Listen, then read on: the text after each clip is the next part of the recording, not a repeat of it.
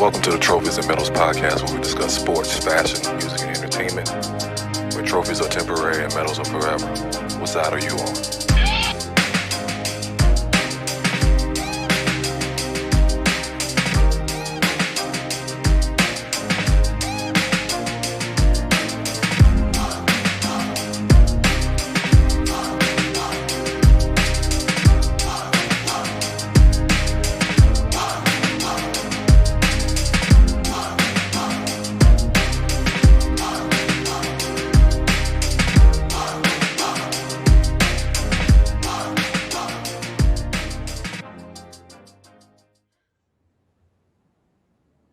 Welcome back to the Trophyz and Medalz podcast. Your boy Batman with the Ebbtide Crew. We got Tony Love, Raheem Godell, and the Ebbtide King in the building. What's good, fellas? All right. No sleeves, no care. No sleeves, no care. The gun show is here. We got a lot to talk about today. Heavy on basketball playoffs about to kick in, as well as Hall of Fame weekend. A lot to cover there. We'll also get into Hall of Fame criteria as far as baseball as well. More Deshaun Watson news. Teddy Bridgewater giving some shade to his former team. But first thing first, only thing that matters in the world, Port Seed, New York Knicks. Fuck y'all. Fuck y'all. Fuck y'all. You know what? It's a long time coming. I'm actually glad that they made it. You know, I only jumped on Team Raheem over here because he took a unnecessary shot at my Yankees. That's the only reason, but congratulations, sir. Congratulations. So, long time coming, way too long. Well, shit. I mean, the Melo years, that was on like a 2-year run, so I don't even really count that shit. That was kind of like a fluke, but yeah, long time coming. It's a short season. You don't even count this, man. How the Spurs won in the short season? How about that? When it was 99. But how many championships they won before then? One. If that. No. They didn't win before that. Yeah, None. That was their first one. That broke the mold, and that's what got them going. Well, you honestly tell me that the Knicks are going to go back? What you said? If they win a championship this year, you tell me the Knicks are going to go back? I'm not irrational like you. No, we're gonna figure out what happens next year. No, I'm not gonna play that game with you. I was about to say, because there's about to be some necklaces around here or whatever. Whatever. If the Spurs didn't win that first one, they wouldn't be able to sign people for cheap and build the team going forward. So no. You got Avery Johnson. You know what I'm saying? You gotta love Avery. The Admiral. So long time coming, playing the Hawks. So might as well get them tickets ready. Well, now you want to get tickets. That's game 3. Now he wants to go to a game. Look at that. Mm-hmm. Well, yeah, you damn right. You gonna want to go to a game now. Now you want that wasn't the last basketball game. I did go to I think I did two Hornets, Miami Heat ones. But either way, it was going on with the Hawks game, whoever they played in that first round. Because I don't think they're gonna make it past the first round. You don't think the Knicks are gonna make it past the first round? No, the Hawks. You said Hawks. Okay. If they played us or the Heat, I don't think they was gonna get past it. But what I'm curious to see is the NBA gonna let LeBron get bounced out that play-in game? No, of course not. Mm-mm. Hey, Steph going to score 75 points to make that happen. But the way I'm understanding it is that regardless, you know, if they lose to the Warriors, they still have a chance for the 8th seed. So they still going to make it in there. I just think having the Warriors as the 7th, Warriors and Lakers as 7 and 8 seed fucking sucks for the first and second seed there. But Jazz and Phoenix can easily be out of this. Well, I think it's probably best for the Lakers to play the Jazz because Because they don't got to worry about that running up and down. Yeah, they ain't got to run up and down as much what they would have to with Phoenix. Yeah, and then, Gobert is not an offensive threat, so he might get out the game quick. with him. Like we said earlier, nobody got faith in the Jazz. So, right. LeBron got to make their point. So yeah, I definitely see them. Well, that's what I hope. I hope that they lose. Let Steph get in there. Let Steph go at Chris Paul, and then the Lakers. They got to beat the Grizzlies or the Spurs, and I don't see they have a problem with either one of them getting past and playing the Jazz. So, and then if they play the Jazz, then that second round is lining them up to play against the Clippers. So that would be the best. Oh yeah. They definitely gonna make that best thing for TV. Yeah, exactly. That's the best thing for TV. A home, Staples Center playoff game. So, but it's still bad that they dropped all the way to damn 8 seed though. Just all this time LeBron been sitting out. But I think they might have. I know. I think they did it on purpose. They didn't have anything. But before the season, like they got nothing. LeBron goes down. This team is gonna be like they plummeted quick because they were like in second or third place. Yeah, they was a third. Yeah, they was a third. And they dropped off like crazy. So, but at the same time, does it really matter if they have home court advantage?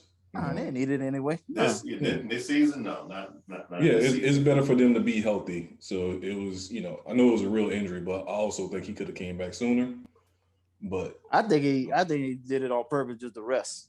I mean, as I said, no, not perfect, but extended it. Yeah, that's what I'm saying. He extended the time off. Ain't nobody trying to sprain no ankle on purpose, nigga. That's right, exactly. That's what I'm saying. Exactly. That's why I say he didn't do that part on purpose. But I mean, just being out longer than and everything. They still was mad about doing All-Star weekend, and they felt like they didn't get enough rest time to start the season. So this is his way of getting in. Say, all right, I'm gonna make sure I'm super fresh for this the playoff run. So I can see that. Do y'all like the play-in thing now? I actually do. You think you should keep it going forward? Yeah. Yeah. I do.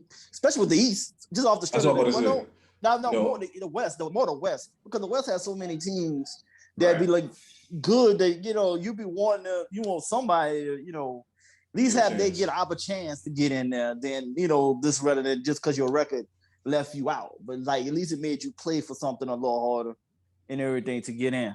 Well, I was going the opposite route. For the East, I like it because like the Wizards, it forces you to play. You can't just say, oh, well, I'm 3 games behind 8th place. Well, fuck it, I'm a tank for the rest of the year. I like the fact that the guys are going out there still trying to play because there's a ability to get into that playing game. Because at one point the Wizards were in last place in the whole league. They were like 4-15 or 3-something ridiculous in the beginning of the year. So once Russ Westbrook got healthy, and we'll come back to him in a second, but once he got healthy, that is they just said fuck it, we just gonna score a whole bunch of points. We ain't trying to play no defense. We just gonna put a $150 on you. Yeah, exactly. We just gonna outscore you. We ain't gonna try. We ain't no hell with the deep, but you definitely gonna. You better make your shot. Miss your shot. That's we gunning. It's good philosophy. So yeah, I think that's just gonna. That used to be the worst part about the last month of the season is that there's no competitive games. You're seeing people you ain't never heard of playing that shit. You know what I'm saying? All of a sudden you see people coming up from the G League and fucking Venezuela. You know what I'm saying? Playing in games and shit. So. I like it. Hopefully they keep it. And the only people that are crying about it is the ones that fell into the playing game. The Lakers. Mm-hmm. I think Draymond said something about it. So, fuck Draymond. Yeah, that too. I'm pretty sure the Celtics ain't a fan of it because they might fuck around and be out since Jaylen Brown hurt too. So yep. They might be in trouble. I don't see them keeping up with Westbrook and Bill. You think Brad Stevens is going to be kept on? Oh yeah, one more year. I think he has one more. How can I put it? He needs to be fired, but not because he's a horrible coach. I just think that they're just tired of him. It's the same dude for how many years? 7 years, 8 years? I think we talked about this before. Like it's just time. Time. Yeah, they kind of run its course, but they still missing pieces though to make the team a better team though. On top of that, well, that makes sense. If it give them till next year and the shit don't work out, then you start blowing up the team. And then Ainge got to be out too. Yeah, that's what I was gonna say. Do you take Ainge out too? Yeah, he got to go. It's time. He was holding them 35 picks like there was some Skittles, just, you know what I'm saying? Just man, was he holding? I'm like, goodness gracious, but he just knew he was gonna get Anthony Davis. He just knew he was gonna, you know, cash in on somebody. He had opportunity to get Kawhi. He didn't want to pull the trigger because he didn't want to give up Jaylen Brown. Then, you know, it's been downhill since then. You get rid of Rozier for Kemba. Dumb move. Yeah, just horrible move. Yeah, right. I like you making a lateral movement for the same type of guy, but one you can pay a lot cheaper. If anything, you just let Rozier walk. Yeah, right. And keep the money. You know what I'm saying? And maybe go to the next off season and try to go for somebody or whatever. But yeah, it didn't work out. And I mean, the Hornets, they came out looking like geniuses first time ever. You know what I'm saying? It's like, oh yeah, Jordan, you want to pay Kemba $30 a year? Oh yeah, go ahead and take him. We know his medicals. That shit ain't gonna last long. Jordan finally got something. You know, he did something right in the all season and in the draft. Go figure. He finally got something right. Gordon, Rozier, LaMelo. The Gordon move was like a head scratch, but it's looking like it was an actual good fit though in the bigger picture now. It's a good fit, even though he's hurt. It is a good fit long term. And again, just like he was in the Celtics, he's somebody that's not. He don't have to have the ball all the time to be effective. But I think LaMelo and Rozier do their thing. Gordon should have never left the West though. His game's more built. He ain't that physical. No. Nah. That's a good point. Yeah, he's definitely more finesse. More West. Yeah. West, that movement. He that movement. He ain't built for Big East basketball. Yeah. Because I think that's what the same thing that Joe Johnson ran into. You know, because he did a little point guard for Phoenix when Steve Nash rest, and then when he went to the Hawks, he's like, I can play this guard, man. I got it. I ain't student, and then you getting lit up. Yeah, I tell people that story all the time. So like, remember, it was like, why did they draft Marvin Williams? Because when they signed Joe Johnson, Joe was like, I'm running the point, and it was like, okay, we don't need a point. We'll get a wing or whatever you want to call Marv. And then I forgot who he said he played. Somebody that's short and full court pressed him. I think it was Rafe Alston, huh? Somebody like that. Somebody that was like short and quick that just covered him full court the whole game. It was like maybe like 5 games and he's like, I'm done. He's like, I'm done. I can't run point anymore. I'm done. Like, and that might have screwed up the Hawks long term. Because just imagine. Set him back. Yeah, set him back. What if they had Joe and CP3? You know how good Josh Smith would have been just catching hoops all day? Even if they took Darren Williams. No, Darren Williams went first. Darren Williams went before that. Never mind. No. They could have got Darren because they had the second pick. Yeah, they had the second pick. Yeah. So they could have had Darren or CP3 just running crazy pick and rolls. So, yeah, that changed a lot of things. Yeah, your big point in the West is a stretch 2 or 3 in the East. Right. But the other thing is he was the backup point. So you're playing against backup point guards. So that's a difference. Yeah, much easy. That's more you coasting there. But yeah, when you become a starter, it's a whole nother beast in energy there. Mm-hmm. So that was crazy. So yeah, the playoffs should be good. Like I said, these playing games, I think some people gonna have some hurt feelings in Boston. For sure. And then people in LA gonna be panicking. Because I see Steph coming in hot. Oh, definitely. Because he went off today too. So he's definitely making his legacy look a lot more impressive right now. What he's doing right now. I can't even lie about dragging these people. Dragging them in. Hey, but wait until Clay come back though. I know. I was thinking about that last night. I was like, man, if they had Clay and another good just outside guy. I say Clay and Wiseman. That's what I was looking forward to with those 3. Yeah, it does make it different for Wiseman to get more space around the rim. And rebounds when you got Clay and Steph on both sides, spacing out the court. So even if Clay can't play defense like he used to, just the fact that You know the jumper. When you mess up your legs, all you doing is shooting jumpers. Exactly. You ain't handling the ball or really like talking about or doing no work like that. So he gonna be catching, shooting that thing, let that thing fly. So yeah, that's good for them to make the playoffs just so they can carry their momentum into next year. I don't think tanking would have been best. I need Ja to start screaming. I need out of freaking Memphis. No, he need a jumper. That's first. That's what we need first. Because they were just literally leaving him wide open today when I was watching earlier. They were just like walking off like. But remember, he tired though too because he carrying. He ain't got that type of energy. I think too, like you said. But still, he needs. I mean, it's on his year 2. I mean, we've seen people. Yeah, I know. Yeah, we know. Of course, so, yeah, exactly. I mean, you got time with that. Pains. Yeah. I know. But who want to guard him up close anyway? Nobody. So, exactly. But like that. I need Zion gone though, man. I know it ain't gonna happen. We're gonna lose Ingram over fucking Zion, man. I don't like this. So they ain't gonna play together. Ingram might be gone this summer. Yeah. I don't like it. I don't like this at all, man. I ain't feeling this. So what y'all think about Russell Westbrook setting a triple-double all-time triple-doubles record? Man, it was coming. At the rate he's been doing it lately, I mean, it's like, I don't know. I feel like he is putting too much focus into it, where I think it almost hurts the team. Like, it's not, I don't feel like it's done in the triple-double don't come in a structured way. It's like, it's coming just on I feel like selfishly, like him just trying to make sure he get it.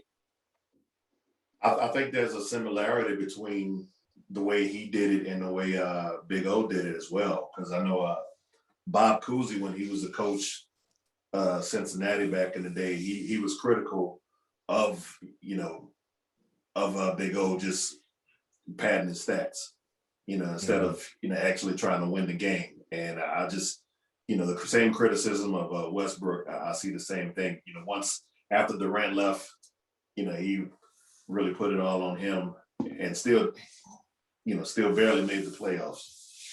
Right. Yeah, but at the same time, I think the way he's getting it is effort. So it's not like he cherry picking, trying to get easy layups or whatever. Like you want, like they say he chased rebounds, but ain't that what you want your players to do? Especially when you're one of the most athletic people on the court. You want why not use him to get those rebounds? Now, if the big men are just doing this and letting him grab it, that's another thing.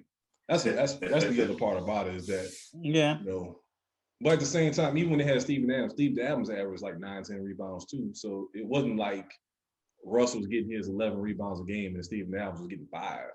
You know what I'm saying? Sure. That's when it just gets a little crazy. But with the Wizards, like he really needs to do that because they ain't got no legit big. You know what I'm saying? That's going to be consistent. Speaking of elbows, banging in the post. Right, exactly. And getting them shit. So, I mean, I get it. Like, as far as sometimes, he might overcommit to a rebound and leave his man open. But at the same time, you want to teach young kids, like, you need to be at 100 miles per hour all the time. Yeah, but they don't do it 100 miles an hour on that defensive side, though. And is, he part of the Olay club, too, now. Yeah. It looks boring, but anything stable. I mean, Russ's game has always been the same. So it looks boring now because that's what he does. To me, that's why I kind of say like it's. And that's crazy that him getting a triple double is just like, Yeah, but I mean, from a sports standpoint, you can kind of see like, hey, look, it takes a lot of effort to kind of get to this point, right?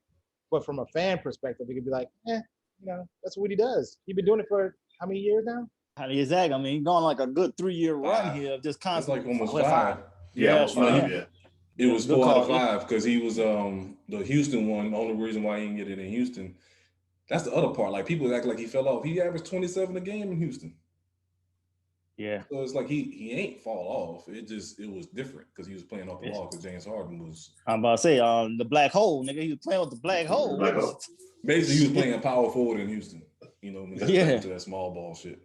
You play with the black hole, and you're not noticed. You're not going to be noticed. I just taught my son that term black hole, and he been playing 2K talking about, oh, he was such a black hole. Oh, what you say?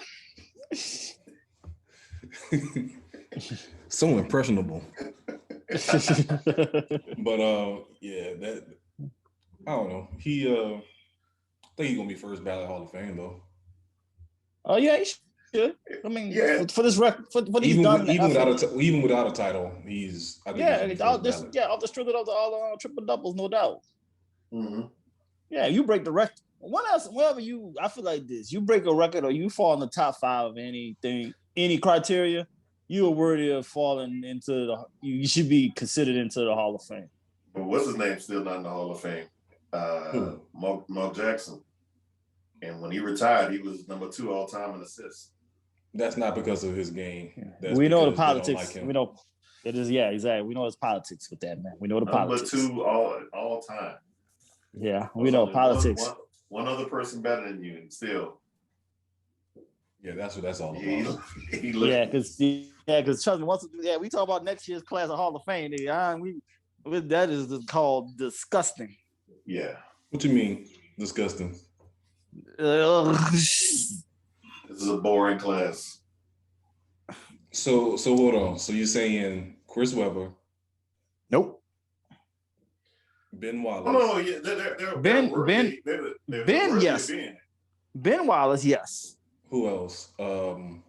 Chris Bosh. Chris Bosh. Really? Yeah. Really? 10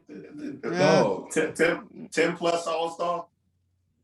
Like a career. What is his career? Like he's a career like almost 20 and 10, right? And we ain't going to talk about that other bitch ass nigga. And damn near 50 from Boston. 50% field goal percentage. See, this is personal. That's what that's about. This is personal. So we know we don't like Chris Webber calling games. We know this. What did Webber really? But his career more injury prone than actually effective than he could have. Like his talent was the Basketball Hall of Fame, not the NBA. Again. The Basketball Hall of Fame. I know. I keep forgetting that. 2 NCAA championships. Well, appearances. Appearances. Now. Appearances. Yeah, greatest chokes of all time. Appearances. McDonald's All-American. How many All-Star games he got? I keep forgetting about that criteria. Only 5 in 15 years. That's what surprised me. I'm not surprised because that West was a monster. And then I think most of his All-Stars came when he was the Bullets in the East. I think he got 3 there. So I guess, but I know that other person. It's all beyond personal, but that nigga still was overrated too. Fuck that nigga though. And that man was not overrated. He's top 20 in scoring, man. That boy was a bucket. Paul Pierce was a bucket, man. He was a fucking bitch. That nigga whatever. That's personal. Chris Paul's a bitch too. Dedicated a section to him in his book, man. Kobe thought highly of him. I have to agree. See, you had to fucking say that. You had to put Kobe in the mix, huh? How dare we state facts? Yeah, you gonna put old man Kobe in here? God damn it! The fact that he was pudgy and not that athletic and was still getting shots off on everybody says a lot. Well, I will say this. He owe half of his ring to Antoine Walker, though. He what? He owes half of that ring, his Hall of Fame ring, to Antoine Walker. I will agree with that. Because everybody was focusing. Yeah, because everybody was focusing on Antoine Walker, and it helped him build the confidence to become who he is, though. I mean, that's fair. So I'm gonna leave it at that. Still fuck that nigga at the end of the day. But I'm gonna leave it at that. Ben Wallace, I think, is deserving because yes, he's deserving. First undrafted player to make it into the Hall of Fame. That's impressive. And wow, just I ain't know defense. Like I'm pretty sure he only averaged single digits in his career. Yes. Average. But the rebounding and like you said, block shots. which is ridiculous. I mean, like we said before, if Dennis Rodman gets in, he got to get in. Exactly. Yes. So what? I think he's like 3 defensive player of the year. Yep. Like that. But I think 3 or 4. 4. Yes, 4. 3. And I think for sure 3. I think that he might have that, wingspan record, because I think he if standing straight up, he can touch the top of his knees. I think that's the because he's only 6'8", 6'9" at best. Yeah. So the fact that he was guarding Shaq by himself, so that deserves to be in the Hall of Fame on itself. Yeah. So well, I mean, first team, all defense. How many years? Then in what? Almost 10. Mm-hmm. So he definitely deserved it. From Virginia Union, of all places. Yeah, I know. So nobody cares about the Knicks. Nigga, we done with the Knicks. Nobody cares about the Spurs in 10th place. Hey. Got Popovich out here looking like a vampire with his hair hanging and shit. Looking like he about to go fight the Lycans.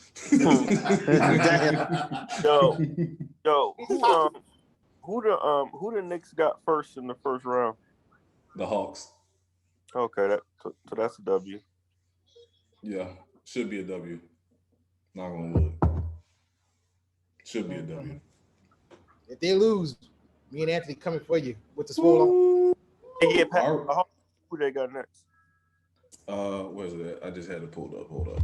I think unfortunately it might be the 76ers. 76. It should be Philly. Yeah, it should be Philly. Yeah. Sure. Mm-hmm. They're number 1 seed. They're number 1 seed. Number 1 seed. That should be interesting. Yeah, we're going to file every fucking. Yeah, you're right. Yeah, 76ers. Yeah, y'all just gotta run the hell out of childbearing hips, nigga. That's all. Just run the hell out of this. Make them move them hips. Yeah, gotta make them move them hips, nigga. I'm not gonna even lie to you. That's the only. It's probably one of the only reasons why I would even look at the playoffs this year. I'm rooting for the Knicks low key. I didn't want to play the Bucks. That's what I was trying to avoid. I ain't trying to see that angry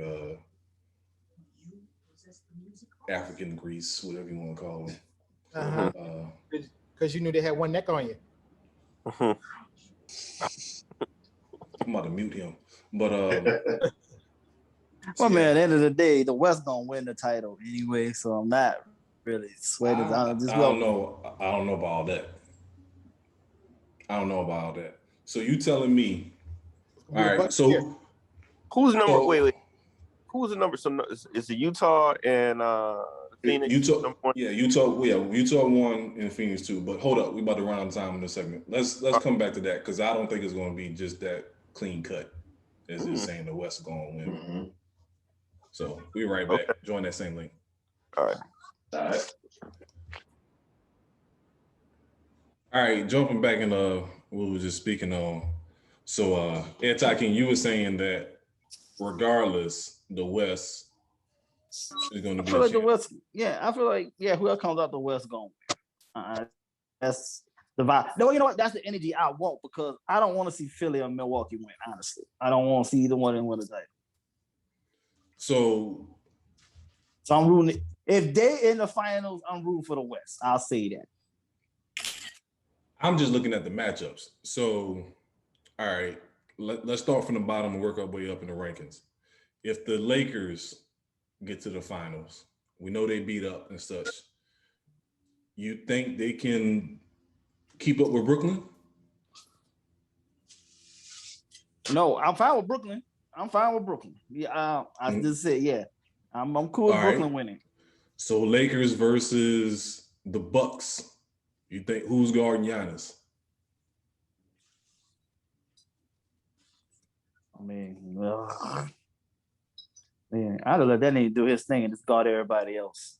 And just honestly, at the end of the day, just let him get his, but then try to shut down everybody else. Who guarding Holiday? Damn, Caldwell Pope to his best of abilities, I guess. Well, that ain't good. All right. And who, if say for example, if Davis is guarding Giannis, who's guarding Brook Lopez? Who cares? Who cares, Brook Lopez? He's the fourth option, but he can go off for 30. I'm just saying I'm not saying he's all NBA. I'm saying that when you put somebody trash on him, he's gonna abuse him. I think for the West, this is the Clippers playoffs to lose. Okay, I was gonna get to them. I was gonna say next. So if the Clippers make it to the finals, you match up. All right, let's go with Sixers. Who's guarding Embiid? They don't have anybody for Embiid. I would like to say I'll let Embiid do his thing, but they got something for everybody else. But they're the deeper team. But the other way around, Ben could hold Kawhi. You put Danny Green on Paul George. I'm not saying I'm not saying that's a good matchup. I'm just saying that's he can at least be respectable. You know what I'm saying? And then you still got Embiid roaming the middle. You know what I'm saying? Basically doubling everywhere else. So I think that's a tough matchup. I don't think it's that easy. I think the Clippers versus the Bucks is tough. I don't think the Clippers can do anything with Brooklyn because you only got two prime defenders. You know what I'm saying? Like, to me. But I don't think Brooklyn's that deep, though. I think that's what favors the Clippers. They're the deepest team. I can see that. That's fair. No, who gonna stop with the Clippers? Who gonna stop the dude that think the world is flat? That's what I'm saying. Like, because even if it's not stopping him, if you put, for example, Paul George on Kyrie, you telling me who's gonna be that third person to guard Harden or Durant? You know what I'm saying? Right. You kind of hope that you put Reggie Jackson or Rondo on Kyrie and just hope that he just take dumb shots. You know what I'm saying? That's what you're hoping for. Because you definitely want Kawhi and PG on Harden and Durant. So I don't think it's that clean cut. Like, just to say it's going to be the West. I ain't really saying clean cut, but I would like Clippers come out the West. They have no excuse to come out the West. But as far as the finals, though, it's a toss-up. But I think the Clippers are going to be there. Got it. Yeah, man. I think it's a little bit more wide open than people may think. Cause shit, fucking the Clippers might fuck around and lose to the Mavs if Luka just gets his way.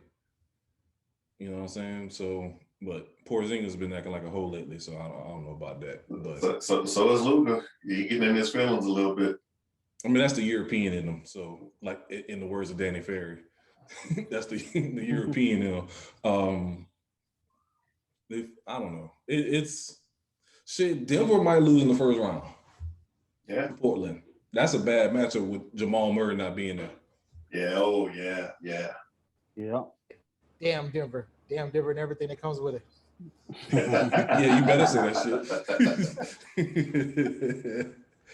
But so yeah, it's some good matchups, man. Like I said, like as far as the first round and like potentially in the finals, I don't think it's gonna. I think it's gonna be one of the unless something stupid happens, like fucking, I don't know, some boring shit like Phoenix and Miami. You know what I'm saying? A bunch of niggas punching each other in the nuts and shit. Fucking know. Exactly. Some shit like that. But I think it's gonna be I think this finals is gonna be entertaining. It's so many potential matchups that got so many backstories and shit like that. I think it's gonna be a good one, even though it's a shortened season. So yeah, we'll see. It's NBA should make a lot of their money back. I think he's gonna bring more interest back. I think they're letting at least most teams have at least a percentage of fans in there, so they're gonna get some money off of that too. Yeah. So what two teams are going to the finals? My pick, shit. I'm picking the Clippers and the Bucks. That's my picks. What about you, Rashawn? One of either the LA teams against Brooklyn. Okay. I think it'll be Clippers and Bucks, but I want it to be Clippers and 76ers. Yeah. That's what I want. Part-time Knicks fan, who's your picks? He on mute. He must be doing something. What's yours, twin? I'm gonna go with I'm gonna go Philly. Phoenix. Oh. I think that'll be interesting too. Yeah, I think I hope what's his name gets coach of the year, Montgomery. Monty Williams. Yeah. Yeah. I think he deserves it. He definitely deserves it. Heard you I know, talk. of course, I would say my coach Tibbs, but I think Monty, the fact that he almost got them the number 1 seed says a lot. You know what I'm saying? And that team is real young. You know, minus Chris Paul and Jay Crowder, that team is real young. I think the majority of their roster is like 23 and younger. Yep. And they went undefeated in the bubble last year, trying to get into that shit carries. Yeah. That shit carries over. It's like we were saying with the Warriors earlier. And that's without Chris Paul being there. So that was more impressive what they was doing. Yeah, Devin Booker gonna be going crazy. I don't think there's outside of the Clippers. I'm looking at the rosters. I don't see anybody on the wing that can hold Devin Booker by himself. Nope. I don't see that happening anywhere. Including LeBron. LeBron ain't gonna want them problems anyway. Oh hell no. Caldwell Pope gonna be out there with the best of his abilities. The best that he can do. All he's gonna do, all you gonna do, hey, you gonna earn this $20 million that you're stealing right now, goddamn. You're gonna earn every bit of this. I don't know if he's stealing, man. He been balling, dog. Like if you look at the numbers. Wait, who making $20 million? Caldwell Pope. What? And that's the LeBron hookup.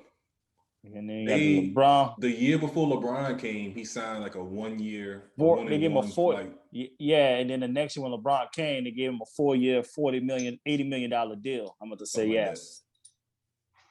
With a no trade clause. Yeah, that's love. And he's with Clutch Sports.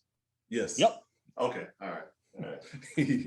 So he's semi-stealing money. It's not a felony charge, it's more like a misdemeanor. You know what I'm saying? He balling, but again, he's still not 20 mil to me. Right. Jesus. 20 mil Caldwell. Yeah, nigga. Yeah, exactly. It's real out here, man. No, now you know. No. It's real out here, man. Chandler Parsons deal there. Where is Chandler Parsons? Well, no, he was in a bad car accident. And that happened in I think it was in Atlanta. Nigga Danny died. Damn, I didn't know that. Yeah, he was in but he was already the career was already done anyway. I mean, he was done. That's what I'm about to say. Yeah, right. He was already kind of pretty much done, but he was just recent, like I think it was like a year and a half ago. He was in a real bad car accident. Damn. He's living nice now. Yeah, he was comfortable once he got the contract. We knew all that. Well, he about to chill out. Didn't the Grizzlies give him a nice one too? Yeah, that's what gave them. That's what gave him. But no, remember the Rockets gave him like a 2-year one, and then and then he got the bigger one. Then he got the bigger one from Memphis, and then that's when all of a sudden the knee went. The knee said, "I had enough. We're rich now." Yeah. And then, and he just nicely faded out of the league.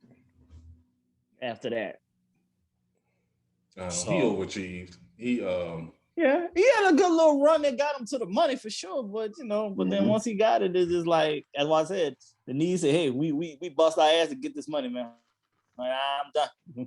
They ain't dry. That's just going to sit down somewhere." Straight bone on bone. Yep. So yeah, the playoffs should be crazy. Wait, like I said. Wait, Charlotte in? Yeah, Charlotte is the 10th seed. It's okay. They still doing the play-in. Yeah, so when they lost, they played tonight, right? Or they lost today already? I thought they played. Already. Let me see. 39. Nope, they played all their games. 72 games, right? Mm-hmm. Yep. Yeah, they done. They lost the last couple of games. They kind of dropped them back. Put them out. Gotcha. Well, I knew they was in the mix, but like I said, I haven't been watching the last few days, keeping in track. I can't lie. I'm very impressed with, LaMelo. He done his thing. He definitely overachieved a lot that I thought he was going to do this year. Yeah, they play the Pacers, but the Pacers are falling apart because they got HR issues and shit. Coaches and players fighting and shit. So, it's their own fault. I don't feel bad for them at all. You give Nate McMillan a contract extension in 2 weeks, you fire him. Yep. 2 weeks later. That shows dysfunction right off the bat. Yeah, nigga, that's beyond dysfunction. See, that let you know how much out the loop. I didn't know the man got fired. God damn. Yeah. I knew he got the extension, but like you just fucked my head on top of what he got fired. Yeah. Oh yeah, he was that was like right after the bubble, right? Right after the bubble. Right after the bubble. Oh, you talking about last year? That's right. Yeah, that was last year. That's true. That's right. I'm thinking about this year, but that was right. He was gone this season. That's right. But then you bring in somebody off of the Toronto coaching staff. Yeah. After they won the championship, like that's the Kawhi championship. That ain't the Nick Nurse championship. That's that Belichick mentality like we talk about with yeah. Oh, I'm gonna hire one of the Belichick assistants, and that magic gonna automatically transfer. Nah, that's not how it works. No, it doesn't. Only magic coaching tree that I've seen is Bill Walsh. That's what about Parcells? It ends at Belichick. Yeah, and Belichick, Peyton, and what's his face? Peyton, was with the Giants. He was with the Giants. What are you talking about? I'm looking at his face. I know what you're talking about. Is it Kaufman? No, not Kaufman, but white boy, old white guy. No, I'm looking at his face. Yeah, I can't think of his name. With the Jaguars, can't think of him. Yeah, Kaufman. It's Kaufman. Kaufman. Yeah. So I mean, that's three. So that's three there. But Walsh is deep. Walsh is a big ass tree. Yeah, true. That's true. You got a point. So, all right, touche.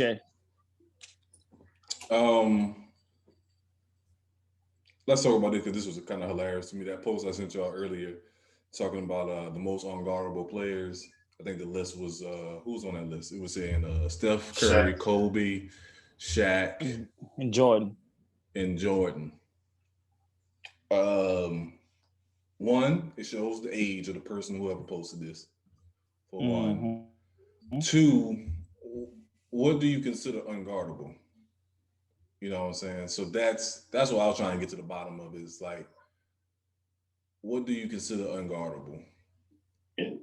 This person's gonna get that, that 30, that 20 and 10 every night, regardless. There's nothing you can do about it. They're a walking bucket.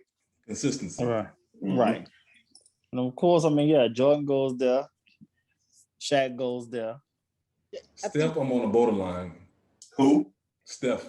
Right. Steph is on the borderline. Because Steph could go 2 for 20 and the next game go 19 for 20. Right. Kobe the same. Kobe, it's well, no, I wouldn't say Kobe because he can I'm not gonna say Kobe. 2 for 20, but he'll go 2 for 20 from the line. Right. And exactly. I think all as far as a non-post player, a lot of your points also are predicated on getting to the line as well. So you're depending on to get those calls. Referees, You get referees to get those calls. Iverson makes that list. Yeah. Remember, they took his crossover away from him. And he still they created his own and they still have a problem. Right. So Iverson makes that list. It was like he's gonna get where he's gonna score, he's gonna get his buckets no matter what. But you take away a man's whole move, and he still was getting buckets. And I mean, the same goes. I had Kareem on there. I mean, if college basketball took away the dunking, you can't dunk. Period. You can't dunk. Period. It's like, okay, I got this little move. I'll fuck around with. Yeah. A little something I'm working on. A little razzle dazzle. Yeah. Yeah, this little thing here that nobody can't block ever in their life. Yeah. Did y'all see the documentary? His documentary, I think it's on either HBO or Showtime. Yeah, HBO. Yeah. I haven't seen it yet. Yeah. Peep it out, because he talk about his high school years and stuff. But the fact, what people sleep on is like, I know there's been people after Kareem that's had their own version of hook or jump hook or whatever. Mm-hmm. But like they was explaining, the skill that it takes to be that accurate on the move with it. Mm-hmm. You know what I'm saying? Like that is ridiculous. From every angle. From every angle. From going to the middle, going to the baseline. And they talking about, he was like 14 feet out doing that. We ain't talking about, here's the baseline, I'm going to do this. No, he's damn near, that was a mid-range shot. He was doing that shit. So that's, to me, like, if you see, like, when you watch that documentary and see that footage, him in high school was disrespectful. Highly disrespectful. In New York. He was, that was one play, he touched the rim, like, put it right here. He caught the ball. Just reached up. I think it would probably be more fair if they kind of said what skill position is, that I think, because you could say, hey, a true center, Shaq, a true guard, whatever. You know what I'm saying? You can kind of narrow, because there's so many great people in the NBA. It's like saying who the best wide receiver is, and then everybody will pick somebody different. You know what I mean? Yeah, it's based on a certain style. So, like, for example, all right, so like that's a good point. So let's break it down like that. Let's start with the bigs. So Shaq. Kareem, like we just said, Shaq. Yeah, Kareem and Walt. Wilt. Like Wilt, I meant to say Wilt. Not Walt, but Wilt. Yeah. Walt had his run, but broke that foot. There's somebody else I wanted to say. Hakeem. Yeah. All them shoulders. That footwork was beyond disrespectful. That soccer footwork. Yep. Yes. Who else at center? No, that's pretty much. I wasn't going to say Moses Malone. No, Moses. I wasn't going to say Moses, but he wasn't being guarded. He was getting rebounds. He was basically throwing it up to himself and going to get the rebound and that type shit. You could say, boy from Miami. What's his name? Y'all talked about him earlier. The D-Wade era. No. Morning? Oh, Bosh? Morning? No. Bosh? No, I can't say no goddamn Bosh. Hell no. Nah, he was unguardable. I'm saying unguardable is like God, like Chris Bosh. Yes, Chris Bosh was a bucket, but I'm talking about like you can't do like with Chris Bosh. You can at least get physical with him because he was light. Yeah, but he. Yeah. I don't think any other. You know what? He was unguardable in Toronto. Yes, but at the same time, he was playing like small forward, power forward in Toronto. So that was right, exactly. Too. Exactly. But so now, I think centers wise, that's four. That's that 4 or 5 that we named of the centers. Four. When you get the forwards, you look at Kevin McHale, Tim Duncan, Kevin Durant. Will you consider him a 4? When I say forwards, just forwards. 4 forwards. Yeah. Okay. Yeah, because the new age, we got little hybrids. So I was McHale, Kevin Durant. Who else was it? Larry Tim Duncan. Tim Duncan. Larry Johnson before the back. Larry Bird. Charles Barkley. Yeah. Charles Barkley. Yeah. Malone. Dick. And of course, we're going to mention people in our lifetime because, some people in the back, in the past we didn't see. So, but I think the emergence of Dr. J. Dr. J. Yeah. Well, no. Dr. J. ABA Dr. J. No, even then, at least you can just make him rely on his jumper. But you don't think Dr. J was forward? Well, no, he's just saying I said like unstoppable. Like I don't still slow him down. I don't think he's unguardable. I think he was containable. Nah, he not. No, the hoop. We don't see nobody contain him though. That's the thing. I mean, that's why. I mean, Jordan became because of Dr. J. I'm not saying that he wasn't impactful. I'm talking about just being unguardable because I don't consider LeBron unguardable. I was about to go there next. Ooh. I don't consider LeBron unguardable. 270 coming down the lane. Wait. You don't think LeBron is unguardable? He's floppable. That's what I can't stand LeBron, but damn. I'm saying this. Like, I mean, you got to understand that there's a couple of guys who won Finals MVP because they stopped him from because he averaged 28, 30 something and lost. So they MVP Finals MVP. Yeah. Wow, unguardable. LeBron. Nah, we got for LeBron. I'm gonna tell you this for the totality of his career. So he was unguardable from his second year in Miami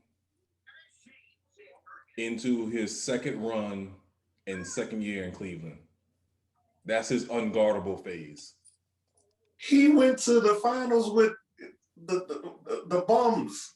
And he was guardable because they went under the pick and roll every single time, and he couldn't do it. When he played against Dallas, they went zone. He averaged 17 points a game in the finals. He was guardable, and he's going to be guardable. The fact that you're not counting the Cleveland, the first. I am counting Cleveland. Listen, 2007, he was guardable to me. But they went all the way to the finals. He went to the finals, and he couldn't carry them. That's one team. That was only one team that beat him there. It happens. I mean, that's just my opinion. I'm pretty sure it's not a popular opinion, but our unguardable years is second year of Miami to the second year in the second run of Cleveland. He said it may not be a popular opinion, but it's no. It's mine. Right. It's mine, nigga. Yeah, he gonna be in a minority on this one. Yeah, we're gonna. Wow. Let him feel what he feels. I know. It ain't like me calling Giannis a bitch, but facts. Yeah, see, so. Hey, look, bro. Say, Ray, look, he's still a bitch, but I like it. Hey, that's your man. I like it. Shit. We said Larry Bird. Yeah. We said Larry Bird. We put Barkley in there. Put Barkley. Yeah. I'm like, we put Barkley. We gotta put Dr. J in there. Guards. So we said AI. We said Kobe. Reggie Miller. Fuck no. We say Jordan. Mm-hmm. Jab Step King.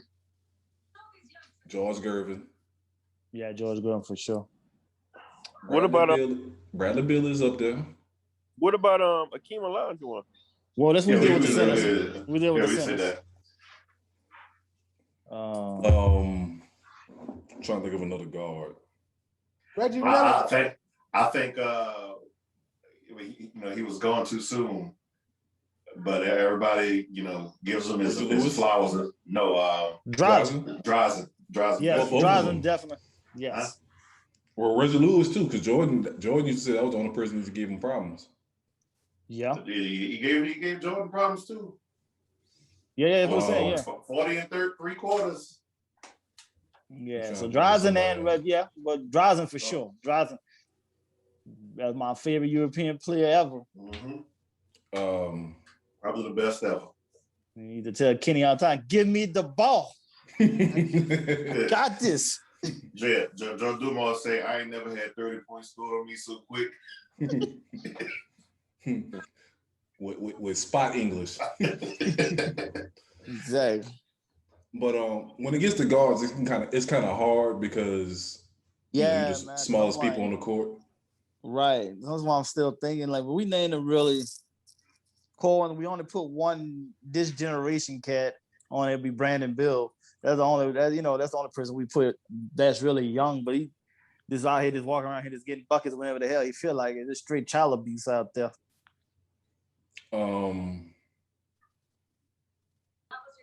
Yeah, that's all I can think of. That's like you said, just unguardable. Like it's just like, you know what? Fuck it. Mr. The World is flat when he's focused. And this morning he said he's not focused. There's one more things going on in the world. Yeah, he's worried about basketball right now. Kyrie. Yeah. Mm-hmm. He's probably all wrapped up in the Israel-Palestinian conflict right now. Yeah, I wouldn't be surprised if he protests. I need this nigga to retire. Yeah, I said about boy Rashawn, you took the words out of my mouth. I mean, if that's what his purpose is, I'm all for it. You know what I'm saying? But like you said, it's hard to try to straddle the fence. You know what I'm saying? You either got to be all there or not. That's like with your girl in the WNBA, fucking Maya Moore. Yeah. She knew that. She knew that for that very reason. She's like, you know what? Ain't no way I'm able to go 100%. Hey, she had to get her man out of jail, bro. Yeah, we got her man. That's what I said. She got her man. She's the real MVP. Man, you talking about? She should have been a Trophyz. Was she on the list for Trophyz medal later this year? She needs to be the definition. She left her whole career. She put her career to the side. She was a champion, MVP. Yeah, left and went got her man out of jail. Because that's what I was saying in the beginning. I was like, man, she a real one for this. And to find out, I mean, I'm pretty sure that's not how it started. They fell in love. No, she wasn't. That was it. She wasn't even trying to date him or nothing. She was just wanted to get him out. She just heard the story. Just wanted to get him out. Right, and just wanted to get the man out, and then all of a sudden, shoot, your boy was like, "Whoa, I'm shooting my goddamn shot, and I'm tall enough to holler at her ass. Fuck her, shoot my shot. Fuck this." So man made that shit happen. So I respect you for even shooting his shot. And he's like, hey, when I got to lose, this woman got me out. Why wouldn't I not shoot my shot? She got me out of jail. She put her career to the side. I'm gonna get her some babies. We're gonna get some NBA money. I have one of the jump shots, fix us smoothie, rebound. Yeah. And now he just got her to shoot up the club, man, and they can get some offspring to get to the league. He gotta get some offspring and get into the league now, man. Make that money back. That was up. But yeah, let's go ahead and take a quick break, and we can come back and we can jump into this Deshaun Watson foolishness.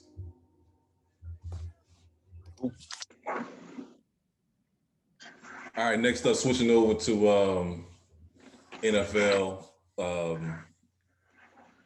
So apparently Deshaun Watson is really confident as far as what's going on. He's saying that he wants all the details to go public with his cases. What y'all feel about that? Hey, that's a hell of a move to make. If you sitting there want everything to go public, man, that's saying you ain't do as much dirt as people putting out there that you did. And I'm putting that more like he trying to expose the Texans for like trying to, really try to sabotage his career and everything like that. Like there's more to this because I'm like, that still is a crazy number to see that many chicks. Like that's somewhat suspect, but it's like it looked bad on his part, but it seemed like the Titans definitely did some strong ass convincing these people to come public with this at the same time. So I look at some tampering. Like they was able to get into his account, see the shit he was doing, and then now like once he was trying to make his power move to move on, I'm like, we're gonna just make an example out of you, and to keep other players and. Because he's open Pandora's box. If he's gonna be able to force his way out, then a lot of other players will be trying to do the same thing. And it's like, we're gonna have to make an example out of you. And he said, and I think like Deshaun, like, okay, you're gonna make an example out of me. We just gonna go all out there. Yeah. You know, just like fuck it. Just make it all betting on himself. Yes. Yeah, at the end of the day, that's exactly what he's doing.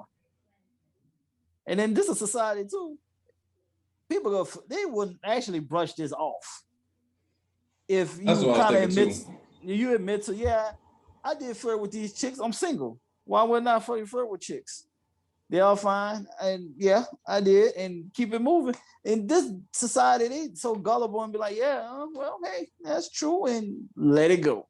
Like, it'd be funny if he did a press conference like, yes, I did seek all these women for massage purposes, but at no point did I pull out my dick. They pulled out my dick themselves. At no point. Yep. I mean, that's basically what it's going to come down to. I did not expose myself. Yes, I did give massage naked. I did have a towel, but I did not pull off the towel myself. So, and that's when it's going to, like you said, that's when it gets down to nitty gritty. But the other part about, I mean, that's what I was saying in the beginning, like the sheer number. If he's the aggressor in one or two of the cases, you know what I'm saying, it's still bad on him. Yeah.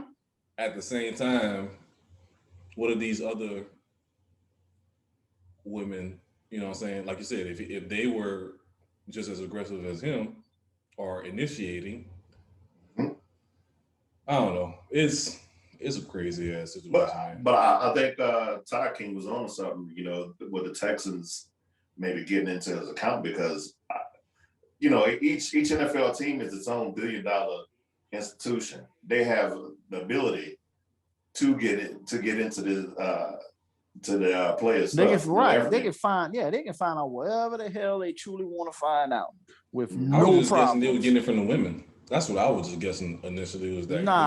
They got through his account. They went through they hacked his account. I can guarantee that's for sure. They was doing some type of, or even they might have just had a private investigator following him. But that's on my show, Billions. They have a guy like that. He just named Mr. Hall. He goes, you say, hey, this person giving me problems. Let me know what I need to know. Bet. 24 hours later, whole catalog. Yeah. That's the dossier of what this person did for the last 7 days, and then I'll only give you a 24 hours heads up. Mm-hmm. So yeah, they got somebody like that.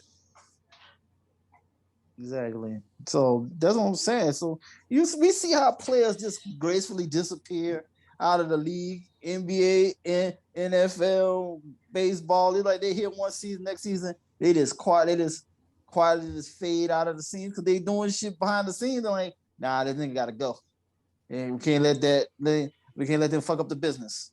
Let me bring this up too. One of the interviews I saw with the Deshaun Watson's lawyer, he was talking about the view of people thinking, oh, teams have these number of masseuses and stuff on staff. I'm sorry, who was LeBron? Well, that's how people's he's back home. Part of the crew. He's from back home. He lived right around the corner. He was A with me. My bad. Go ahead. So I'm back. But yeah, like saying that the teams don't have massage therapists and stuff on staff, like talking about like that, and that's why he going out finding his own. Yeah, but the way he was doing it, that's just the weird part. Like you just on IG just shooting your shot, trying to find someone. I don't want nobody around and this and that and the other day. I don't know. It's the approach is all wrong. It was still bad on his part too. It's unprofessional, sir. Yeah. You know what I'm saying? So that shit wild on that level. So it's probably like this. Those players probably do it a lot. They just didn't do it at the alarming rate that he was doing. Mm-hmm. Like he was beyond shooting his shot. Too many of them. And then, like I said, that's how the Texans they had to get into his account to find this out, because how in the hell would this get leaked a year later? Yeah, that's the other part about the timing of it. Yeah, like this shit's been, the timeline, and like this shit's been. This been going on for a while. Yeah, but then once he said, "I want out of Houston," voila, look what's been handed on the plate. And there's a bit of naivete on his part. Like, dude, they just gave you $100 million contract. You think they're not gonna know this shit about you? They gonna know everything they need to know about you. We already went through that with Dez, and we're talking about that in Dallas. Mm-hmm. Yeah. And I mean, that's the little things about Dez that we knew about. We ain't even probably talking about the other shit, the other hundreds of other stuff that they had to cover up before the media can even get around. I mean, imagine the shit that they have on Michael Irvin. Oh, right. Yeah. Like this. Michael Irvin would be in the league. No, if Michael Irvin was out right now, he would not be in the league, man. Because they couldn't hide all that shit. It seemed like every couple of years a new story would come out about Michael Irvin. Hey, remember that time he stabbed somebody at the barbershop? What? Nigga, what? Nigga. I mean, it's also social media area. Yeah, social media, you get to see more.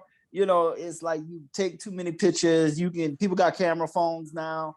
You can always be spotted, like compared to back. That's why I said Michael Irvin wouldn't even made one season in the league. In today's society. Fuck all that. Imagine that Florida team in social media era. Tebow, Cam Newton, Hernandez, what is that? Percy Harvin. Yeah, Percy Harvin. Pouncey brothers. The Pouncey brothers. Man. Damn. Dude, they just messed out, dude. They got out. Just barely made it. Boy, they just really barely made it. So that's a great call, too. But did y'all see the Aaron Hernandez documentaries? I did. Because they had them. They had a couple of phone calls from jail with the Pouncey brothers, and they sitting there talking about the strip clubs back in the day. Man, Scooters was the best back in the day. Man, these people don't like. Fuck. Yeah, dude. Pure ignorance. Pure ignorance. That show. So that would have been so crazy. I mean, Florida State, they had their run too. Shit, my Hurricanes. Nigga, my Hurricanes. They got a book out. I've been listening to Bomani, and he's doing like a book club, and he was talking. I forgot who wrote this book, but just talking about the Hurricanes and their run. That's another group. Just that had a crazy run, and they would have been in the social media. God, they would have been all suspended. Nigga, we wouldn't have no. They would have legitimately banned us, nigga. Let's just say that we'd have really been banned if they really had. If any of that shit could have came about. Yeah. So, but yeah, so I don't know. Yeah, so we'll see what's gonna happen on June 15th when mandatory OTAs start, training camp and everything. I want to say. Yeah, because he's not placed on the inactive list. Inactive list or whatever you want to call it. Commissioner's exempt list. Yeah. So I don't know if the league is just doing their due diligence or they just letting the police do their thing. They're gonna let everything play out first this time with the police, see what this goes, and then they're gonna step in after the fact. They're not jumping the gun this time. Yeah, they see some shady stuff from the Texans on this one too, though. Yeah, I don't think the police are even involved anymore. They had questions, but this what y'all doing? Okay, yeah, y'all handle that. Oh fuck. Yeah, they this going straight as this is just straight civil court. This is gonna be a civil court situation. It's gonna be so it's not gonna he's gonna be it's not criminal, so he's not gonna do no time or anything. He might have do a couple of settlements here and there, but other than that, that's gonna be it. And he wants all that information out. Yeah. Yeah, so he said, whatever I do, I don't got no problem putting it out because I want y'all to know, what I did and what they did, and then like you said, they're gonna put two and two together, and it's gonna make the Texans look real bad. And that's why I said they might have to. Now that's when the league might step in and tell them, the McNair family, y'all might have to put this team on the block. Market. Yeah, y'all put exactly the market there. And so this is a good example too, and we can talk about this later in another segment, but like how we've been talking for the past couple of weeks about the feds. Feds ain't gonna touch this because the case is too messy. You know what I'm saying? Feds like a sure thing. This ain't no clear cut, so the feds ain't gonna fuck with this. So yeah, it's so much shit. But like you said, the owners, they ain't clean in this situation. Like I said, just the timing of it. It doesn't. It smells funky from the very beginning. So more to come.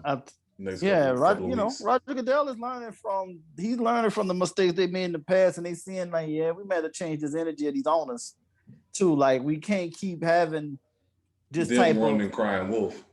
Yeah, right. We can't have that mentality no more going that way. We already dropped the ball a couple of times on a lot of things, and now we can't be going out this way. So that's what I'm saying. If they find out anything that these Texans are tampered with this shit, yeah, they gonna get fined for that shit. And they might even let Deshaun out his contract and just be a free agent, and they just gotta take a L. Well, but I think that was the hope in the beginning from the Texas point. With the smear campaign, this becomes an ethics violation of his contract. Right? They want yeah. But I'm saying that they should do that, but then they're gonna get fined though on top of that. This ain't gonna just be like them getting out of the contract. Like, they gotta make them lose some draft picks. They gotta make them lose draft picks. A fine ain't shit. I know, but you gotta lose draft picks. Draft picks only gonna get attention. Yeah, they're gonna lose draft picks and all that kind of stuff on top of that. Either draft picks or salary cap penalties. That's the only thing that's gonna get those teams' attention. Because like you said, if you find them money, they can find their money from their other businesses. If you tell them, you know what, I'm gonna take $20 million off your cap this year, and it's like, whoa. Yeah, I'm gonna take you a third round draft pick or a second round draft pick. Didn't the Patriots lose a first rounder? Yeah, but they don't. But they're a team that don't give a rat's ass about. They don't draft well anyway. Right. But just like other teams. But yeah. So that's the only thing that's gonna make a difference. Like, you can't just say I'm gonna tax you $1 million and that's Scooby stuff to them people. Yeah, unless they say, yeah, you still gotta pay that man in full and let him go. Now that shit'll hurt. Yeah. So now that's a whole nother ball game now. But they ain't gonna go that extreme though. Difference between a $500,000 fine and a $100 million check. Yeah. But from one quarterback to another, about a week ago, Teddy Bridgewater was, I guess, doing an interview, and he was highly critical of the way the Panthers practiced. On one end, you can say he sounded like a woman scorned. At another end, you can say he's just telling the truth. You know what I'm saying? It's a new coach, and you know what I'm saying, he may not perfected his craft just yet.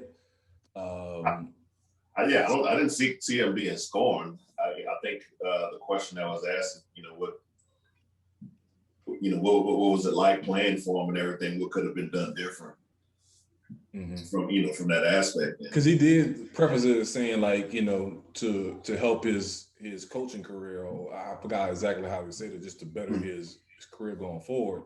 These are some things that were not the norm or was not done well. Like I said, not doing 2-minute warning or red zone practices as often or as long as they should. I know everybody's saying, "Oh, that should be the main thing you practice on," but every different coach probably got their own philosophy. But at the same time, like I said, he's a young cat, and like we was mentioning earlier before we was recording, it's one thing to be an assistant. It's another thing to be the head coach and run the whole deal. So I think it's just a growth thing. And it was COVID too. So I mean, it was COVID on that too. Yeah, that's another thing. That's another main factor too. You couldn't really practice like you would normally too. So it was just all bad combination and stuff like that. But Teddy can only speak off of what he's used to in the past. But then that was a loaded question that unfortunately he walked into, that he probably could have went a little more PC and just say, man, it was a COVID year, so how can we even do anything right? Right. And then just let it go and stop. But I know he felt some kind of way, like, damn, y'all gonna just trade me after 1 year because of COVID too.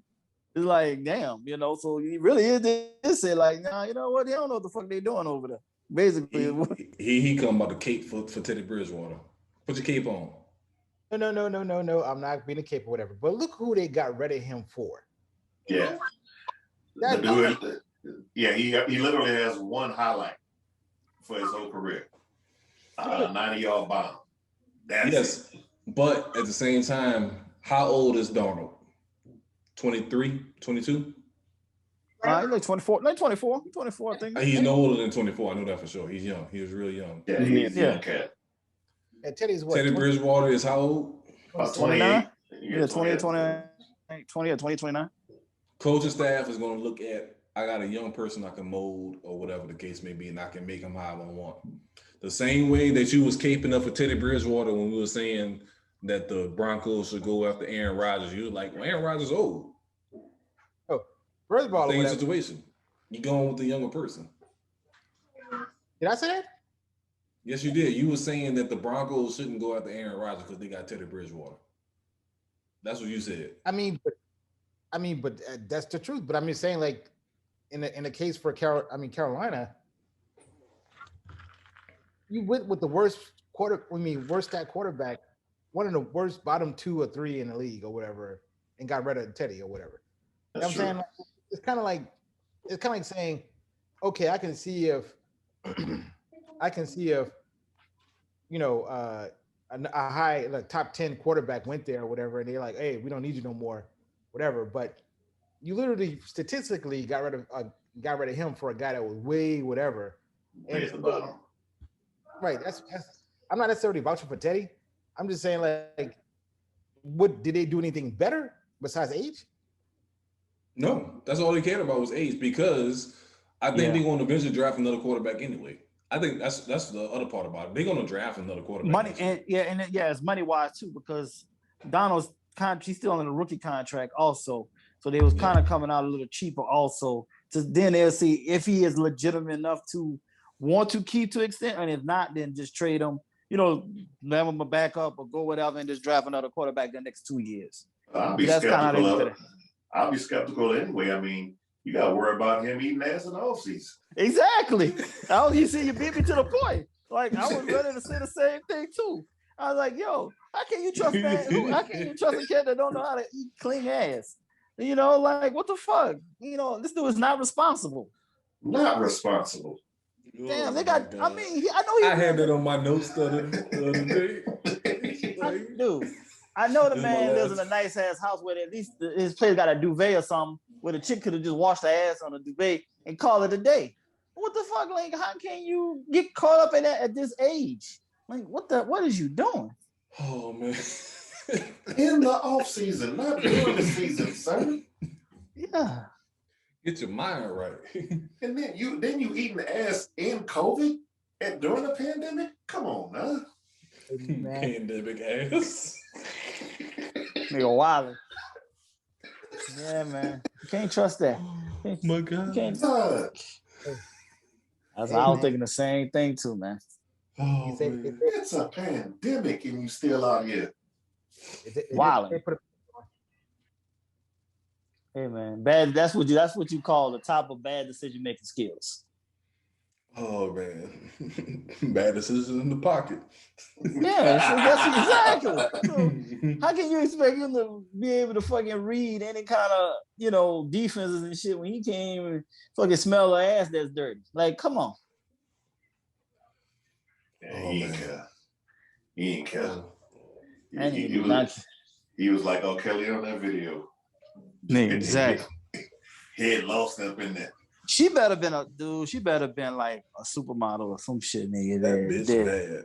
That bitch yeah, like some gotta be. She better been like, oh my God, I don't believe this is the chick I got my hands on type vibe, and they said, fuck it, I'm gonna take this. I'm going all in. I like that. You're right. I can't believe I got my hands on this. That's the only reason. Yeah, it should be the only reason you will be that reckless. To go all out like that. You don't go off the top ledge like that, off the rim, unless it's just somebody you like, oh shit. Yeah, you know, yeah. And you know what? If somebody like him, it had to be a porn star. I can guarantee it. Hold up. Let's take it a step further. Who asked you to eat? That's a good one. That's a good one. That's a good one. Like, who hands did you get your hands on? It's like, you know what? I gotta take the L. Nigga. I mean, it's Fantasia. I know for you, Fantasia. Yeah, I'm gonna do whatever I gotta do to make her hit that high note, nigga.